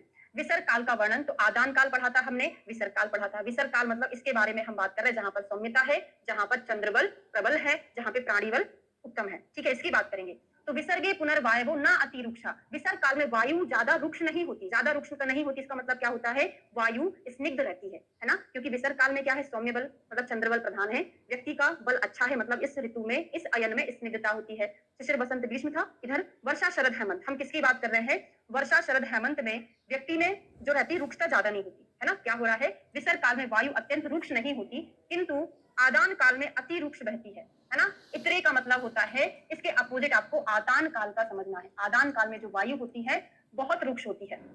कैसे याद करोगे, शिशिर बसंत ग्रीष्म में इतना ज्यादा एक एक पॉइंट क्लियर इसलिए कर रही हूँ क्योंकि अगर आपको ये बेसिक समझ में नहीं आएगा ना तो आपको ऋतुओं के रीजनिंग ही नहीं समझ में आएगा। तो यहाँ पर गर्मी बहुत पड़ती है ना, शिशिर ऋतु रहती है, तो देखो ठंडी के बाद और ज्यादा ठंडी, सबसे ज्यादा ठंडी हेमंत से ज्यादा ठंडी शिशिर ऋतु, जनवरी फरवरी का जो टाइम होता है बहुत ठंडी पड़ती है। जब ज्यादा ठंडी पड़ती है तो रुक्षता वायुमंडल में ज्यादा हो जाती है, तो इस ऋतु में रुक्षता ज्यादा होती है, इस अयन में इसमें कम होती है। ठीक है, इतना समझ आ गया, समझते चलो भाई, बहुत अच्छा लगेगा आपको ये सारी चीजें, आप अगर आपको समझ में आ जाएगा, याद हो जाएगा। तो विसर्ग काल में वायु अत्यंत रुक्ष नहीं होती, इसका मतलब होता है थोड़ी स्निग्ध होती है, और आदान काल में अति रुक्ष रहती है। विसर्ग काल में चंद्रमा पूर्ण बली होता है, नीचे वाला पढ़ा था, समस्त भूमंडल पर अपनी किरणें फैलाकर विश्व को निरंतर आप्यायित तृप्त करता रहता है, इसलिए विसर्ग काल को सौम्य कहा जाता है। पूरा पढ़ा था हमने, सब कुछ हमको एक चार्ट से समझ आ गया। फिर आदान काल में देखते हैं, आदान काल को हम आग्नेय काल भी बोलते हैं, आग्नेय कहा जाता है। सूर्य वायु और चंद्रमा काल स्वभाव से मार्ग का ग्रहण कर काल ऋतु रस दोष देह बल की उत्पत्ति कारण होता है, ऐसा समझना चाहिए। यहाँ पे कुछ नहीं लिखा, इधर लिखा है। इसमें क्या होता है, जो वायु होती है वो कैसी होती है, रोक्ष होती है ना, रुक्षान। आदान काल में जो वायु है कैसी होती है, रुक्ष होती है। तो आदान काल में सूर्य अपनी क्रमण द्वारा संसार के स्नेह को सोख लेता है, इसलिए व्यक्ति दुर्बल हो जाता है। वायु तीव्र और रुक्ष होकर संसार के स्नेह भाग का शोषण करती है, परिणाम स्वरूप शिशिर बसंत ग्रीष्म इन तीन ऋतुओं में रुक्षता उत्पन्न हो जाने से रुक्ष रस तिक्त कषाय कटु रसों की वृद्धि हो जाने से मनुष्य के शरीर में दुर्बलता होती है। शिशिर में तिक्त, यहाँ पे कषाय, यहाँ पे कटु। अब यहाँ पर रीजनिंग क्वेश्चन बन सकता है, क्यों बनेगा रीजनिंग क्वेश्चन, यहाँ पर बोला है कि वायुमंडल में रुक्षता ज्यादा रहती है, तो शिशिर बसंत ग्रीष्म ऋतु में भी रुक्षता बढ़ जाएगी। रुक्षता बढ़ने के कारण यहाँ पर उन्हीं रसों की उत्पत्ति होगी जो रुक्ष रहते हैं, जो वात को बढ़ाने वाले रहते हैं। कौन से, तिक्त कषाय कटु रस की उत्पत्ति होगी। क्यों होगी, क्योंकि यहाँ पे रुक्षता रहती है, इस कारण रुक्ष रसों की वृद्धि होती है। इतना समझ आ गया, क्लियर करते जाया करो, है ना, समझ आ गया। आगे बढ़ते हैं, विसर्ग काल की कुछ प्रॉपर्टी पढ़ते हैं। विसर्ग काल में प्राकृतिक तथा शारीरिक स्थिति के बारे में देखेंगे। तो वर्षा शरद हेमंत जो कि विसर्ग काल की ऋतु है, इन ऋतुओं में क्रमशः जब सूर्य दक्षिण दिशा की ओर गमन करना आरंभ करता है, उस समय काल और स्वाभाविक मार्ग तथा मेघ वायु वर्षा से उसका तेज कम हो जाता है।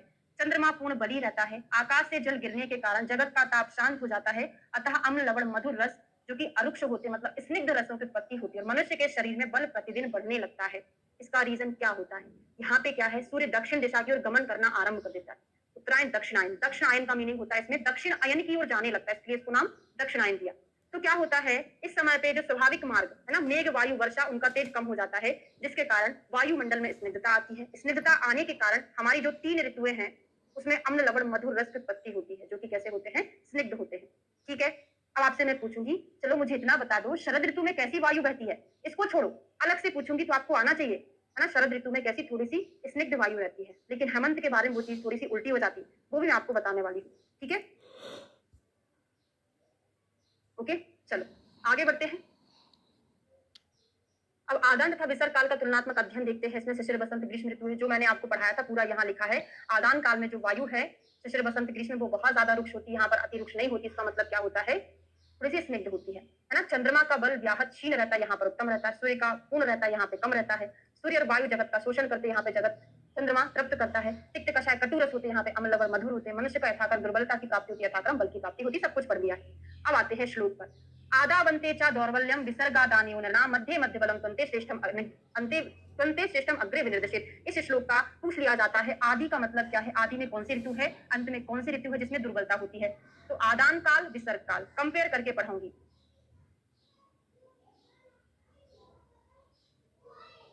देखो क्या दिया है, आधा बनते चा दौर्बल्यम, जिसका आदि में दुर्बलता है वो विसर्ग काल है। आदि में दुर्बलता है वो विसर्ग काल है, मतलब यहाँ पर जो आदि में दुर्बलता विसर्ग काल, तो आदि का मतलब यहाँ पे क्या हो जाएगा, वर्षा ऋतु हो जाएगा। ठीक है, फिर अंत में दुर्बलता आदान काल, अंत में दुर्बलता आदान काल की ऋतु कौन सी होगी? ग्रीष्म ऋतु होगी। समझ गए?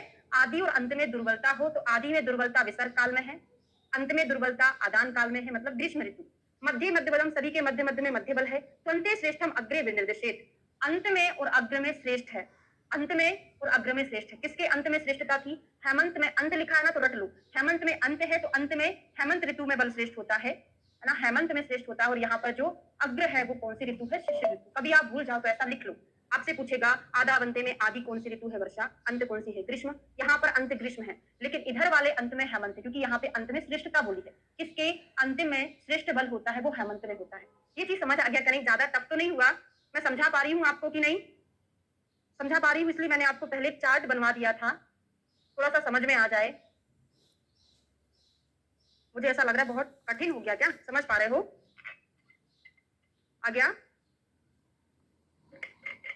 ओके, चलिए ठीक है, मैडम बड़ा अच्छा समझाती है ना इसलिए आ गया। ठीक है, चलिए ओके, है ना। अब यहाँ पर आपको लिख लेना है, अगर भूल भी जाओ ना तो आप लिख लीजिए आदि और अंत में जो दुर्बलता होती। तो विसर्ग का अंत ऋतु कौन सी है? विसर्ग की आदान आदि ऋतु कौन सी है? वर्षा। आदान की आदि ऋतु कौन सी है? अंत ऋतु कौन सी है? ग्रीष्म, जिसमें दुर्बल होता है। ठीक है, और यहाँ पर अंत में श्रेष्ठ बल हेमंत में रहता है और अग्र में श्रेष्ठ बल किस में रहता है? शिशिर में रहता है। ठीक है, अब आ गया समझ में, है ना। बस जो हमने चार्ट बनाया था उसको, हाँ बिल्कुल, चार्ट से ही क्लियर हो गया। श्लोक से ना याद करो, समझ आ जाएगा। इधर से बहुत अच्छे से क्लियर हो रहा है। ठीक है, चलो। तो यहाँ पर फिर, हाँ, यहाँ पर ऋतुओं की हिंदी महीनों से भी तुलना दी है। आज हमारा मुझे लगता है बेसिक हो पाएगा और ऋतुचर्या में हेमंत पढ़ पाएंगे। तो देखो, संवत्सर को आदान में विभाजित किया विसर्ग में, शिशिर वसंत ग्रीष्म वर्षा शरद हेमंत। अब शिशिर ऋतु को महीने का नाम माह से शुरू कर दो। कैसे याद करोगे? महीने का नाम माह से शुरू कर देंगे तो माघ फाल्गुन, चैत्र बैशाख, ज्येष्ठ आषाढ़, श्रावण भाद्रपद, आश्विन कार्तिक, मार्गशीर्ष और पौष। जिसको हिंदी महीनों का नाम याद नहीं है वो नाम याद कर लेना, क्योंकि पूछ लिया जाता है शरद ऋतु को किससे कंपेयर करते हैं? आश्विन कार्तिक, है ना। बहुत से कम लोग हैं जिनको याद रहता है ना, तो याद हो जाएगा, कर लीजिएगा। फिर यहाँ पे वही बनाया है कि अंत में आदि अंत में श्रेष्ठ बल है, मतलब यहाँ पर ये हो गया ये मध्यम बल, और यहाँ पर अंत और आदि में वो जो श्लोक है ना उसको यहाँ पर उन्होंने मॉडिफाई कर दिया। ये वाली ऋतु के बारे में, ये वाली ऋतु के बारे में बता दिया और यहाँ पर इनके बारे में बता दिया। ठीक है, अब आता है हेमंत ऋतुचर्या। बहुत इंपॉर्टेंट रीजनिंग क्वेश्चन बनता है हेमंत ऋतुचर्या। शिशिर बसंत ग्रीष्म वर्षा शरद हेमंत। हेमंत ऋतु कहाँ की ऋतु है? दक्षिणायन की, उत्तरायण मतलब दक्षिणायन की ऋतु होती है। विसर्ग काल की अंतिम ऋतु होती है। इसमें व्यक्ति का बल श्रेष्ठ होता है, इतना हमको पता है, आगे कब पढ़ते हैं। तो शीते शीतानिल संस्पर्शा समृद्धो बलिनाम बलि, पूरा श्लोक पूछा जाता है और रीजनिंग क्वेश्चन बनता है। पहला तो किस ऋतु में आया? हेमंत में आता है। हेमंत मतलब नवंबर दिसंबर का टाइम होता है। नवंबर दिसंबर के टाइम में ठंडी की शुरुआत होती है। उस टाइम पे क्या होता है? ठंडी हवा चलती है। हम खड़े हुए हैं, ये ठंडी हवा हमारे शरीर पर बार बार क्या हो रही है? आघात कर रही है। तो क्या होता है, जब बार बार हमारे शरीर पर ठंडी हवा लगती है तो हमारी जो अंदर की अग्नि है बाहर नहीं निकल पाती। संरुद्धो बलिनाम बलि, तो हमारी जो अग्नि है अंदर ही अंदर बलवान हो जाती है, अंदर ही अंदर दीप्त हो जाती है। पक्ता भवती, बलि पक्ता भवती, जो हमारी पक्ता है अग्नि है बलवान हो जाती है। इसीलिए हेमंत ऋतु में हमको भूख ज्यादा लगती है। ठीक है, इस कारण हमको मात्रा पूर्वक द्रव्य और गुरु आहार का प्रयोग करना चाहिए। क्यों? क्योंकि अग्नि हमारी बलवान है। गुरु आहार लोगे, उनको पचाने में अग्नि लग जाएगी तो हमारी धातुओं को नहीं पचा पाएगी। पहला रीजनिंग क्वेश्चन लिख लो, हेमंत ऋतु में भूख ज्यादा क्यों लगती है? क्योंकि यहाँ पर शीतल हवा चलती है, ठंडी वायु चलती है, जिस कारण से हमारे अंदर की अग्नि बाहर नहीं निकल पाती, अग्नि अंदर ही अंदर दीप्त हो जाती है, जिस कारण से हमारी अग्नि तीव्र हो जाती है। हेमंत ऋतु में गुरु आहार का सेवन करने को क्यों बोला? ये दूसरा रीजनिंग क्वेश्चन बनता है।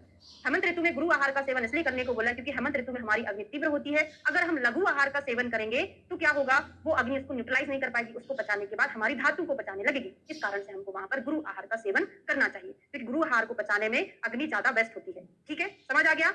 दो रीजनिंग क्वेश्चन समझ आ गए। मात्रा और द्रव्य में गुरु आहार को पचाने में समर्थ होती है। अब यहाँ पे जो विमर्श में लिखा है वो मैंने आपको पूरा एक्सप्लेन करके समझा दिया है, अब पढ़ने की जरूरत नहीं है। ठीक, बोलते जाया करो ताकि मुझे लगे कि भाई ऑफलाइन क्लास चल रही है ना, अच्छी फीलिंग आती है ऑफलाइन जैसी क्लास में।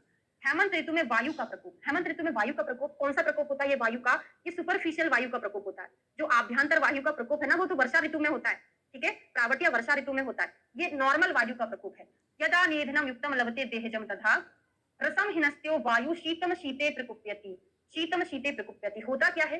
देखो, अग्नि बहुत बलवान होती है, तो आपने जितना भी खाना खाया, जो भी आहार लिया, उन सबको पचा देती है अग्नि, पचा देती है, पचा देती है। तो हमारा जो रस धातु बनता है, शुरुआत में कौन सा धातु बनती है? रस धातु बनती है। अग्नि इतनी तीव्र होती है कि रस रक्त आदि धातु में कन्वर्ट ही नहीं होने देती, या फिर कन्वर्ट हो जाती है तब भी अग्नि उनको पचा डालती है। तो जो हमारा रस बना उसको पचा डाले। और आप जानते हैं वायु का प्रकोप दो कारणों से होता है, एक धातुशय से और एक होता है मार्ग अवरोध से। इस कंडीशन में क्या हो रहा है, अग्नि ने रस को पचा दिया, मतलब धातु का क्षय हो गया, तो रसा हिनस्त्यो, तो वायु का प्रकोप हो जाएगा। रीजन समझ में आया?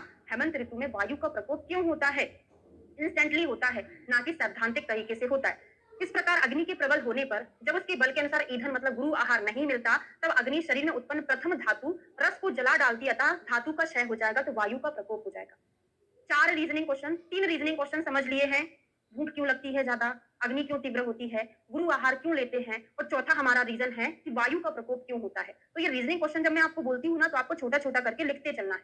ठीक है, इतना कंप्लीट हो गया है। अब आते हैं और तस्मा तुषार समय, तुषार ऋतु किसका पर्याय होता है? तुषार हेमंत ऋतु को बोलेंगे। जब हमारी पूरी ऋतुचर्या कंप्लीट हो जाएगी तब मैं आपको और बताऊंगी। वायु का प्रकोप ओके क्यों होता है? हेमंत ऋतु में अग्नि तीव्र होती है, हमने जो खाना खाया था उसको तो पचा लिया, और उसमें जो प्रथम रस धातु बनती है उसको भी अग्नि जला देती है। अग्नि रस को जलाया मतलब रस धातु का क्षय हो गया, और हम जानते हैं कि वायु का प्रकोप धातु क्षय से होता है। रस क्या है? एक धातु है, धातु का क्षय होगा तो वायु का प्रकोप होगा।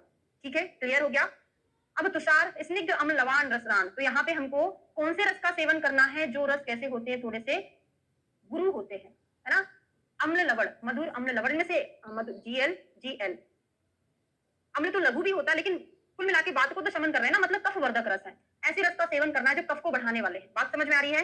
कौन से रस है ये? कफ को बढ़ाने वाले रस हैं, इनका सेवन करेंगे, क्योंकि हमको यहाँ पे गुरु आहार का ही सेवन करना। भले ही अम्ल जो है लघु होता है, लेकिन कफ को तो बढ़ाने वाला है ना। तो औदक आनुप मांस, औदक आनुप मांस भी कैसे होते हैं? कफ को बढ़ाने वाले। अधिकतर ऐसे आहार विहार का सेवन करना है जो कफ को बढ़ाने वाले होते हैं, हैवी आहार होते हैं। विलेशय मांस, प्रसह, बड़े बड़े जानवरों का जो मांस है गुरु मांस में आता है। और भक्षेत मदिरा, सीधु मधु, ये बहुत इंपॉर्टेंट है। मदिरा का पान, सीधु मधु, मधु क्या करती है? लेखन का काम करती है, कफ को कम करेगी, क्योंकि हेमंत ऋतु में जो है हैवी हमको चाहिए, कुल मिला के कफ वर्धक आहार चाहिए। मदिरा क्या होगी? तीक्ष्ण होगी, कफ को कम करने वाली होती है ये तो, है ना। लेकिन कुछ मदिरा ऐसी होती है जो ब्रह्मण का कारण भी होती है। ठीक। गोरस, गोरस मतलब गोरस वर्ग के जितने भी विकार हैं, है ना, दही है, दूध है, ये सब हैवी होते हैं, तो यहाँ पर लेना है। इक्षु के विकार लेना है। नवोदनम, नया नया ओदन, चावल नया नया लेना है। क्यों लेना है? कितनी जो जो भी नए नए धान होते हैं वो सारे ब्रह्मण कारक होते हैं, है ना। हेमंत अभ्यसा दस्तो उष्णम चायु हीयते, और उष्ण मतलब गर्म जल का सेवन हमको करना चाहिए। तो तुषार काल में अग्नि की प्रबलता रहती है, अतः स्निग्ध पदार्थ, अम्ल रस, लवण रस, अति मिदस्वी, औदक मांस, आनुप मांस, बिलों में रहने वाले जीव, मांस, प्रसह का भुना हुआ मांस खाकर मदिरा, सीधु मधु को पीना चाहिए। हेमंत ऋतु में दूध के विकार मात्र, दही, मलाई, रबड़ी, छेना आदि के विकार, बसा तेल, नए चावलों का भात, गर्म जल आदि का सेवन करना चाहिए। हाँ बिल्कुल, हेमंत ऋतु में जो नॉर्मल प्रकोप होता है ना, संचय प्रकोप प्रसर, वो वाला संचय प्रकोप प्रसर नहीं होता, ये केवल इंस्टेंटली होता अगर हमने ऐसा आहार विहार खाया जिस कारण से ये होता। हाँ, अग्नि तीव्र होने के कारण, लघु आहार खाने के कारण वायु का प्रकोप होता है। ठीक है, उतना समझ आ गया। अब देखते हैं, अब यहाँ पर क्या होता है? शीतल वायु बहती है। शीतल वायु बहती है मतलब यहाँ पर जो वायु है, मैं आपको ये नहीं बोल रही, क्योंकि यहाँ पर जो आदान काल विसर काल में हमने पढ़ा था, फिर मैंने बोला था ये हेमंत ऋतु के संदर्भ में उल्टा पड़ जाता है। वहां पर वायु अति रुक्ष नहीं होती है, ज्यादा रुक्ष नहीं होती हेमंत ऋतु में। ठीक है, वहां पे शरीर की बात कर रहे हैं हम, शरीर कैसा होता है? अति स्निग्धित होता है। लेकिन यहाँ पर जो हवा बहती है ना, वो हवा कैसी होती? ठंडी होती है। ठंडी के कारण हमारे शरीर में रुक्षता आती है, ना कि रुक्ष वायु बहती है। बात समझ में आ रही है? हवा ठंडी चलती है, ठंडी के कारण हमारे शरीर में रुक्षता आ जाती है। ये आपने महसूस भी किया है, ठंडी के समय में स्किन में रफ हो जाती है। तो इस कारण से हमको स्किन को सही करने वाली चीजें यूज करना पड़ेगा, बाद शामक उपाय करना पड़ेगा, उष्ण चीजों का प्रयोग करना पड़ेगा। तो अभ्यंग है, तेल की मालिश करना, उत्सादन, मूर्धनी तेल, पूरा बाद शामक होता है। जिंताक स्वेद, मोस्ट इंपॉर्टेंट क्वेश्चन है, कई बार पूछा है। जिंताक स्वेद का वर्णन किस ऋतु में है? तो जिंताक स्वेद वो त्रिगर्भा कुटी बनाते हैं, फिर हम स्वेदन करते हैं, तो हेमंत ऋतु में ठंडी पड़ती है, जिंताक स्वेद का वर्णन है। भजेत भूमि ग्रह, भूमि ग्रह जो अंडरग्राउंड रूम होते हैं ना, गर्म, उसमें उष्णम गर्म रूम है, गर्म गर्म गर्भगृह, है ना। गर्म मतलब जो अंडरग्राउंड रूम है उसकी बात कर रहा है, उसमें निवास करें क्योंकि ठंडी रहती है। शीतेषु समृतम सेव्यम यानम शयन आसनम, हाँ, प्रावार जिनको प्रवेणी, ठीक है, इसको मत याद करो। गुरु उष्णवासा मतलब गुरु उष्णवासा, गर्म कर कपड़े पहनना है ना। गुरु ना अगुरु आदि का लेप करना, ये भी इंपॉर्टेंट है। अंगों पर अगुरु का लेप करना है। क्यों करना है अगुरु का लेप? क्योंकि ये गर्म होता है। सैने प्रमदा पीनाम विशाले उपचित स्तनीम, आलिंगनम अगुरु दिग्दांगी सुप्त्याग हाँ, और ये बहुत इंपॉर्टेंट है, आलिंगनम, है ना। और प्रकामम मोस्ट इंपॉर्टेंट है। प्रकामम च निसेवित मैथुनम शिशिरागमे, शिशिरागमे यहाँ पर शिशिर ऋतु के लिए नहीं बोला, मतलब ठंडी की शुरुआत। शिशिर का मतलब शिशिर ऋतु अकेला नहीं होता, शिशिर का मतलब होता है ठंडी की शुरुआत। शिशिरागमे, ठंडी की शुरुआत किसको बोलते हैं? हेमंत ऋतु को बोलते हैं। तो श्लोक शिशिर में नहीं आया है, किसमें आया है? हेमंत में आया। यहाँ पर बोला है, देखो क्या बोला है? उष्ण गर्भगृह में निवास करना है, फिर अंगों पर अगरू का लेप करना है, और यहाँ पर क्या बोला है? प्रमदा मतलब स्त्री, है ना, स्त्री सेवन करने के लिए इंडिकेटेड बताया है। और कैसे बताया है? आलिंगन अगरू आदि से लेप की हुई स्त्री हो, है ना। और प्रकामम, इच्छा के अनुसार निषेवित मैथुनम शिशिरागमे, इच्छा के अनुसार मैथुन करने का निर्देश दिया है। बाकी ऋतुओं में कितने-कितने दिन के अंतर से बोला है, वो आप बाद में पढ़ोगे। सुश्रुत स्वस्थ ऋतु में सर आपको सारा पढ़ा देंगे, चरक, सुश्रुत, बागभट्ट का, क्योंकि वो गायनी से क्वेश्चन बनता है, इंपॉर्टेंट क्वेश्चन है। तो हेमंत ऋतु में वर्जनीय आहार कौन से होंगे, तो आप खुद बताओ कौन से आहार वर्जनीय होंगे, क्योंकि यहाँ पर थोड़ा सा वात का प्रकोप रहता है। लघु आहार भी हम यहाँ पर सेवन नहीं कर सकते, क्योंकि यहाँ पर अग्नि तीव्र होती है। तो वर्जित अन्नपानानि वात लानि लघुनिचा, जो वातल आहार है, लघु आहार है, उनका सेवन नहीं करना। और प्रवात, प्रवात का मतलब होता है ठंडी वायु।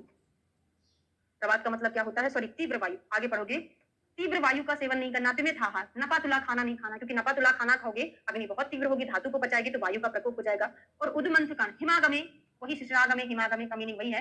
ये क्या है, हेमंत ऋतु में। उदमंथ कहाँ कहाँ निषेध है, हेमंत में भी निषेध है और वर्षा ऋतु में भी निषेध है। हेमंत वर्षा दोनों में निषेध है। अब मैंने आपको एक एक गद्य एक्सप्लेन कर दिया। अब आपसे पूछेगा कि गुरुष्ण वासा दिग्दांतो गुरुणा अगुणी सदा किस ऋतु में इंडिकेशन है, तो आप एक बार उसको संधि विच्छेद करके आराम आराम से पढ़ोगे, सब चीजें आपको समझ आएगी। फिर आपके श्लोक आ गया, भजेत भूमि ग्रह उष्णम उष्णम गर्भ ग्रह, तो आपको समझ में आ जाएगा कि क्या आ जाएगा कि गर्म घर का सेवन करने को बोले हैं। क्या बोले हैं, इसकी हिंदी में सेवन करना बताने को गलत लिखा है, मैं सही कराने वाली हूँ, है ना। यहाँ पे सेवन नहीं करना चाहिए, है ना, वो गलत लिखा, मैंने अपने नोट्स में करेक्ट किया है, मतलब बुक में हिंदी में गलत लिखा है। तो हेमंत ऋतु, सब कुछ समझ आ गया आपको हेमंत ऋतु का, क्योंकि मैं आपको चरक का ही बहुत डिटेल में पढ़ाने वाली हूँ। जब सुश्रुत संहिता का ऋतु आएगा तो वहां पर जो चरक से डिफरेंट है हम बस वो पढ़ेंगे, और अष्टांग हृदय में जो चरक सुश्रुत से डिफरेंट है बस वो पढ़ेंगे। चरक का पूरा हम डिटेल में पढ़ेंगे, ठीक है। हाँ, ठीक है, ओके, चलिए। तो अगली ऋतु आती है शिशिर ऋतुचर्या। कुछ नहीं पढ़ना यहाँ पे, हेमंत ऋतु के जैसा ही होता है। हेमंत शिशिरो तुल्यो विशिशिरे अल्पम विशेषणम। क्या होता है कि सामान्य रूप से हेमंत और शिशिर दोनों ऋतु समान होती है, किंतु शिशिर में कुछ थोड़ी विशेषता होती है। इसमें आदान काल होने से शिशिर ऋतु में रुक्षता आ जाती है। क्या होता है, रोक्षम आदानजम, मतलब वहां पे ठंडी वायु चल रही थी, शिशिर ऋतु आदान काल की प्रारंभिक ऋतु है, उसमें रुक्षता थोड़ी बहुत आ जाती है, ठीक है। शीतम मेघ मारुत वर्षजम, और यहाँ पर क्या बोला है, मेघ वायु वर्षा के कारण विशेष ठंडी पड़ने लगती है। इस बार तो भाई साल भर पानी गिरा है ना, तो हम जनवरी फरवरी के टाइम देखते ना, जो लौटते हुए मानसून से वर्षा होती है वही होता है ना। तो इसमें थोड़ा सा पानी, बादल छाए रहते, पानी वानी गिरने लगता है, तो ठंडी यहाँ पर विशेष रूप से पड़ती है। अतः शिशिर ऋतु में हेमंत ऋतु का ही सब विधियों का पालन करना चाहिए। बस यहाँ पर अंतर इतना होता है कि शिशिर ऋतु में हेमंत ऋतु से ज्यादा ठंडी पड़ती है, ठीक है। ताते हेमंत ऋतु में विसर्ग काल रहता था, इसमें अधिक रहती है। शिशिर ऋतु में आदान काल आ जाने से रुक्षता बढ़ जाती है। सुश्रुत और बागभट्ट का भी यही मत है। अब इसमें किन चीजों का सेवन नहीं करना है, तो सेम हमने वहां पढ़ा था, कटुतित कषायानी वात लानी लघुनीचा वर्जित अन्न पायानी। तो वर्जित अन्न पानानी वात लानी लघुनीचा यहाँ से शुरू हुआ था, तो हेमंत में था। कैसा, वर्जित अन्न पानानी, वर्जित अन्न पानानी वात लानी लघुनीचा हेमंत में आया था। यहाँ पर उन्होंने कटु तिक्त कषाय से शुरू कर दिया, क्योंकि आप जानते हो कटु तिक्त कषाय रस है जो प्रबल वात प्रकोपक है, वायु को बहुत ज्यादा बढ़ा देते हैं। और आपको पता है शिशिर ऋतु में, आपसे पूछेगा एग्जामिनर, क्वेश्चन वाइवा में पूछेगा कि कटु तिक्त कषाय रस का सेवन शिशिर ऋतु में क्यों नहीं करना चाहिए, क्योंकि आप बोलोगे कि शिशिर ऋतु आदान काल की प्रारंभिक ऋतु है, इसमें ऑलरेडी व्यक्ति में रुक्षता बढ़ी हुई होती है, इस कारण से हम इसमें कटु तिक्त कषाय रस का सेवन नहीं करेंगे। फिर आपसे वो ऐसा क्वेश्चन करेगा ना कि यहाँ पर क्यों निषेध बोला है, वर्षा ऋतु में कटु तिक्त कषाय रस का निषेध क्यों नहीं बोला, जबकि वहां पर तो वायु का प्रकोप होता है ना। ऐसा बोलेगा ना तो आप क्या बोलोगे कि शिशिर ऋतु में व्यक्ति में रुक्षता आदान काल होने से बढ़ी हुई होती है, इस कारण से हमको कटु तिक्त कषाय रस का सेवन नहीं करना है। वर्जित अन्न पानी में शिशिरानी शीतलानी, और यहाँ पे हमको शीतल वातवर्धक शीतल अन्नपान का त्याग करना चाहिए। तो ये हमारी शिशिर ऋतु कंप्लीट होती है। यहां तक किसी को कोई परेशानी, कोई दिक्कत? अगली ऋतु और पढ़ते हैं बसंत ऋतु। सबसे ज्यादा टफ ऋतु हमारी कौन सी थी, अब एक एक श्लोक है हर ऋतु के। सबसे ज्यादा हेमंत ऋतु में था थ्योरी, अब बसंत ऋतु आती है। तो शिशिर बसंत ग्रीष्म आदान काल की सेकंड नंबर की ऋतु है, आदान काल की सेकंड नंबर की ऋतु है। यहाँ पर व्यक्ति का बल मध्य रहता है, यहाँ पे रुक्षता रहती है, थोड़ी सी रुक, यहाँ मध्य रुक्ष रहता है व्यक्ति। हाँ, बसंत भी करवा देते हैं। तो बसंते निश्चितम श्लेष्मा दिनाग्नि कायाग्नि बाधते, बहुत इंपॉर्टेंट है, कायाग्नि बाधते। आपको पता है बसंत ऋतु में कफ का प्रकोप होता है, और संचय कहाँ होता है कफ का, जस्ट पहले इसके एक पहले की। तो शिशिर बसंत ग्रीष्म, शिशिर ऋतु में कफ का संचय होता है। किसने बोला है, ये बागभट्ट ने बोला है। कफ के संचय के बारे में थोड़ा सा बता दूं, कफ का संचय हेमंत ऋतु में होता है, वो किसका है, चरक का और सुश्रुत का है। शिशिर ऋतु में होता है कफ का संचय, ये बागभट्ट ने बोला। जबकि हमारा सिद्धांत क्या था, जिस ऋतु में प्रकोप हो रहा है उसके एक पहले में संचय होगा, उसके एक बाद में क्या होगा, प्रकोप होगा, ठीक है। ऐसा नॉर्मल सिद्धांत है। लेकिन चरक और सुश्रुत ने थोड़ा सा अलग बताया है। उन्होंने हेमंत ऋतु में चरक सुश्रुत ने कफ का संचय बोला है, जबकि शिशिर ऋतु में किसने बोला है, बागभट्ट ने। कुल मिला के आप इतना समझो कि हेमंत और शिशिर ऋतु में कफ का संचय हो रहा है। अब ये रीजनिंग क्वेश्चन हम सुश्रुत संहिता के उत्तर तंत्र के ऋतुचर्या में पढ़ेंगे। ऋतुचर्या मतलब स्वस्कृत नाम के चैप्टर में पढ़ेंगे। वहां पे सबका रीजनिंग बताया है कि क्यों हेमंत में या शिशिर में कफ का संचय होता है। पूरा पढ़ेंगे भाई, बहुत इंपॉर्टेंट है वो टॉपिक। ठीक है, बाद में पढ़ेंगे। हाँ, ठीक है। तो अब देखते हैं कि वसंते निष्ठा श्लेष्मा दिना कृत्वाभिरीता कायाग्नि बाधते रोगास्त प्रकृते बहुन तस्माद वसंते कर्मणि वमन आदि। इसलिए हमको वसंत ऋतु में पूरा पंचकर्म कराना है। ओनली वमन नहीं कराना, वमन आदि का मीनिंग होता है पूरा पंचकर्म कराना है। तो हेमंत ऋतु में संचित हुआ कफ, तो इन्होंने हेमंत में संचय बोला है। वसंत ऋतु में सूर्य की किरणों से प्रेरित द्रवीभूत होकर जठराग्नि को मंद कर देता है। थोड़ा सा बता दूं, बात चल रही है तो बता ही देते हैं। हेमंत ऋतु में कफ का संचय क्यों होता है? क्योंकि हेमंत ऋतु में हम जो आहार विहार का सेवन कर रहे थे, सब कुछ गुरु गुरु सेवन कर रहे थे और सब कुछ हम जो रस भी हमारे थे, कफ को बढ़ाने वाले रस का ही सेवन कर रहे थे। तो उस समय पे हमने जो हैवी आहार लिया था, उससे कफ का संचय हो जाता है। ठीक है, फिर जब उनका अनुकूल समय आता है कि हेमंत में जो कफ संचय हुआ था, बसंत ऋतु में सूर्य की किरणों से प्रेरित होकर वो पिघल जाता है। पिघलेगा, कफ जब पिघलेगा, कफ जब ज्यादा हो जाएगा शरीर में, तो अग्नि को मंद कर देता है। अब आपसे क्वेश्चन पूछेगा, वसंत ऋतु में कायाग्नि बाधते क्यों मिलता है? वसंत ऋतु में मंदाग्नि क्यों मिलता है? क्योंकि हेमंत में जो संचित कफ था, बसंत में सूर्य की गर्मी से पिघल जाता है, जिसके कारण से अग्नि मंद हो जाती है। इस कारण हमको इस ऋतु में कफ प्रकोपक आहार नहीं खाना, क्योंकि अग्नि मंद रहती है। अतः अनेक प्रकार के रोग उत्पन्न हो जाते हैं। उस संचित कफ को दूर करने के लिए वसंत वमन आदि पंचकर्म कराना चाहिए।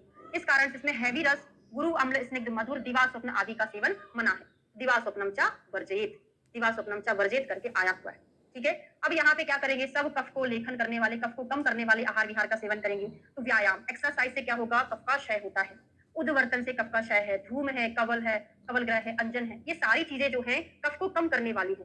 ठीक है, तो व्यायाम, उद्वर्तन, धूम, कवल ग्रह, अंजन, सुखांबुनाम। सुखांबुनाम गुनगुने जल का प्रयोग करेंगे, है ना। शौच विधि शीलित कुसुमाग्रह, है ना। मल मूत्र त्याग के बाद गुनगुने जल का प्रयोग करेंगे। अब ये क्वेश्चन बहुत इंपॉर्टेंट बन सकता है। आप क्या आंसर लगा दोगे? फटाक से हेमंत और शिशिर ऋतु लगा दोगे कि शौच के कार्य में गर्म पानी का उपयोग करते हैं। एक मिनट, हेमंत ऋतु में जरा देखो, ऐसा कुछ नहीं लिखा ना, गर्म पानी का उपयोग करते, वो कहीं और किसी और संहिता में आप पढ़ोगे, शायद अष्टांग हृदय जहां भी पढ़ोगे, यहाँ पर तो यही लिखा है कि शौच विधि में सुखांबु का प्रयोग कौन सी ऋतु में करते हैं? सिर्फ हेमंत ही लगा के आते अगर आप नहीं पढ़ते। लेकिन ये कौन सी ऋतु में आया है? बसंत में आया है। मिले हुए चंदन और अगर का शरीर पर लेप लगाना है। शीलित कुसुमागमी, कुसुमागमी का मतलब पूछा जाता है, कुसुमागमी बसंत ऋतु को बोला। बसंत ऋतु आती है तो हमने एक पढ़ा होगा, लो बसंत का मौसम आया, खुशियां झोली भरकर लाया, पढ़ा है ना। तो यहाँ पर फूल खिलते हैं ना, तो कुसुमागमी बोला है। चंदन अगुरु दिग्दांगो यब गोधूम भोजने, देखो चंदन अगुरु दिग्दांगो, पेज पलटा के देख लो जरा, हेमंत ऋतु में क्या आया है? वहां पे गुरु उष्ण वासा, गरम हैवी कपड़े पहनना है। दिग्दांगो गुरु उष्ण अगुरुणा सदा, वहां पे दिग्दांगो गुरु उष्ण गुरुणा अगुरुणा सदा करके आया है। यहाँ पर चंदन भी आया है। दिग्दांगो यब गोधूम भोजना, यब गोधूम क्या करता है? लेखन का काम करता है। मैंने आपको बता दिया है आपकी ड्यूटी क्या बनती है। क्लास खत्म होने के बाद यहाँ पे आपको, ये आपका होमवर्क है, जो हेमंत ऋतु में इस टाइप का श्लोक आया इधर लिख लेना, ताकि आप एग्जाम में गलत नहीं करोगे। अभी से परफेक्शन के साथ पढ़ते रहो, दिक्कत नहीं होगी। और यहाँ पे हमको हल्के हल्के मांस का सेवन करना, क्योंकि यहाँ पे अग्निमंद होती है। तो शारा शासक एड़े स्वभाव से लावक पिंजर, स्वभाव से ही लघु मांस होते हैं।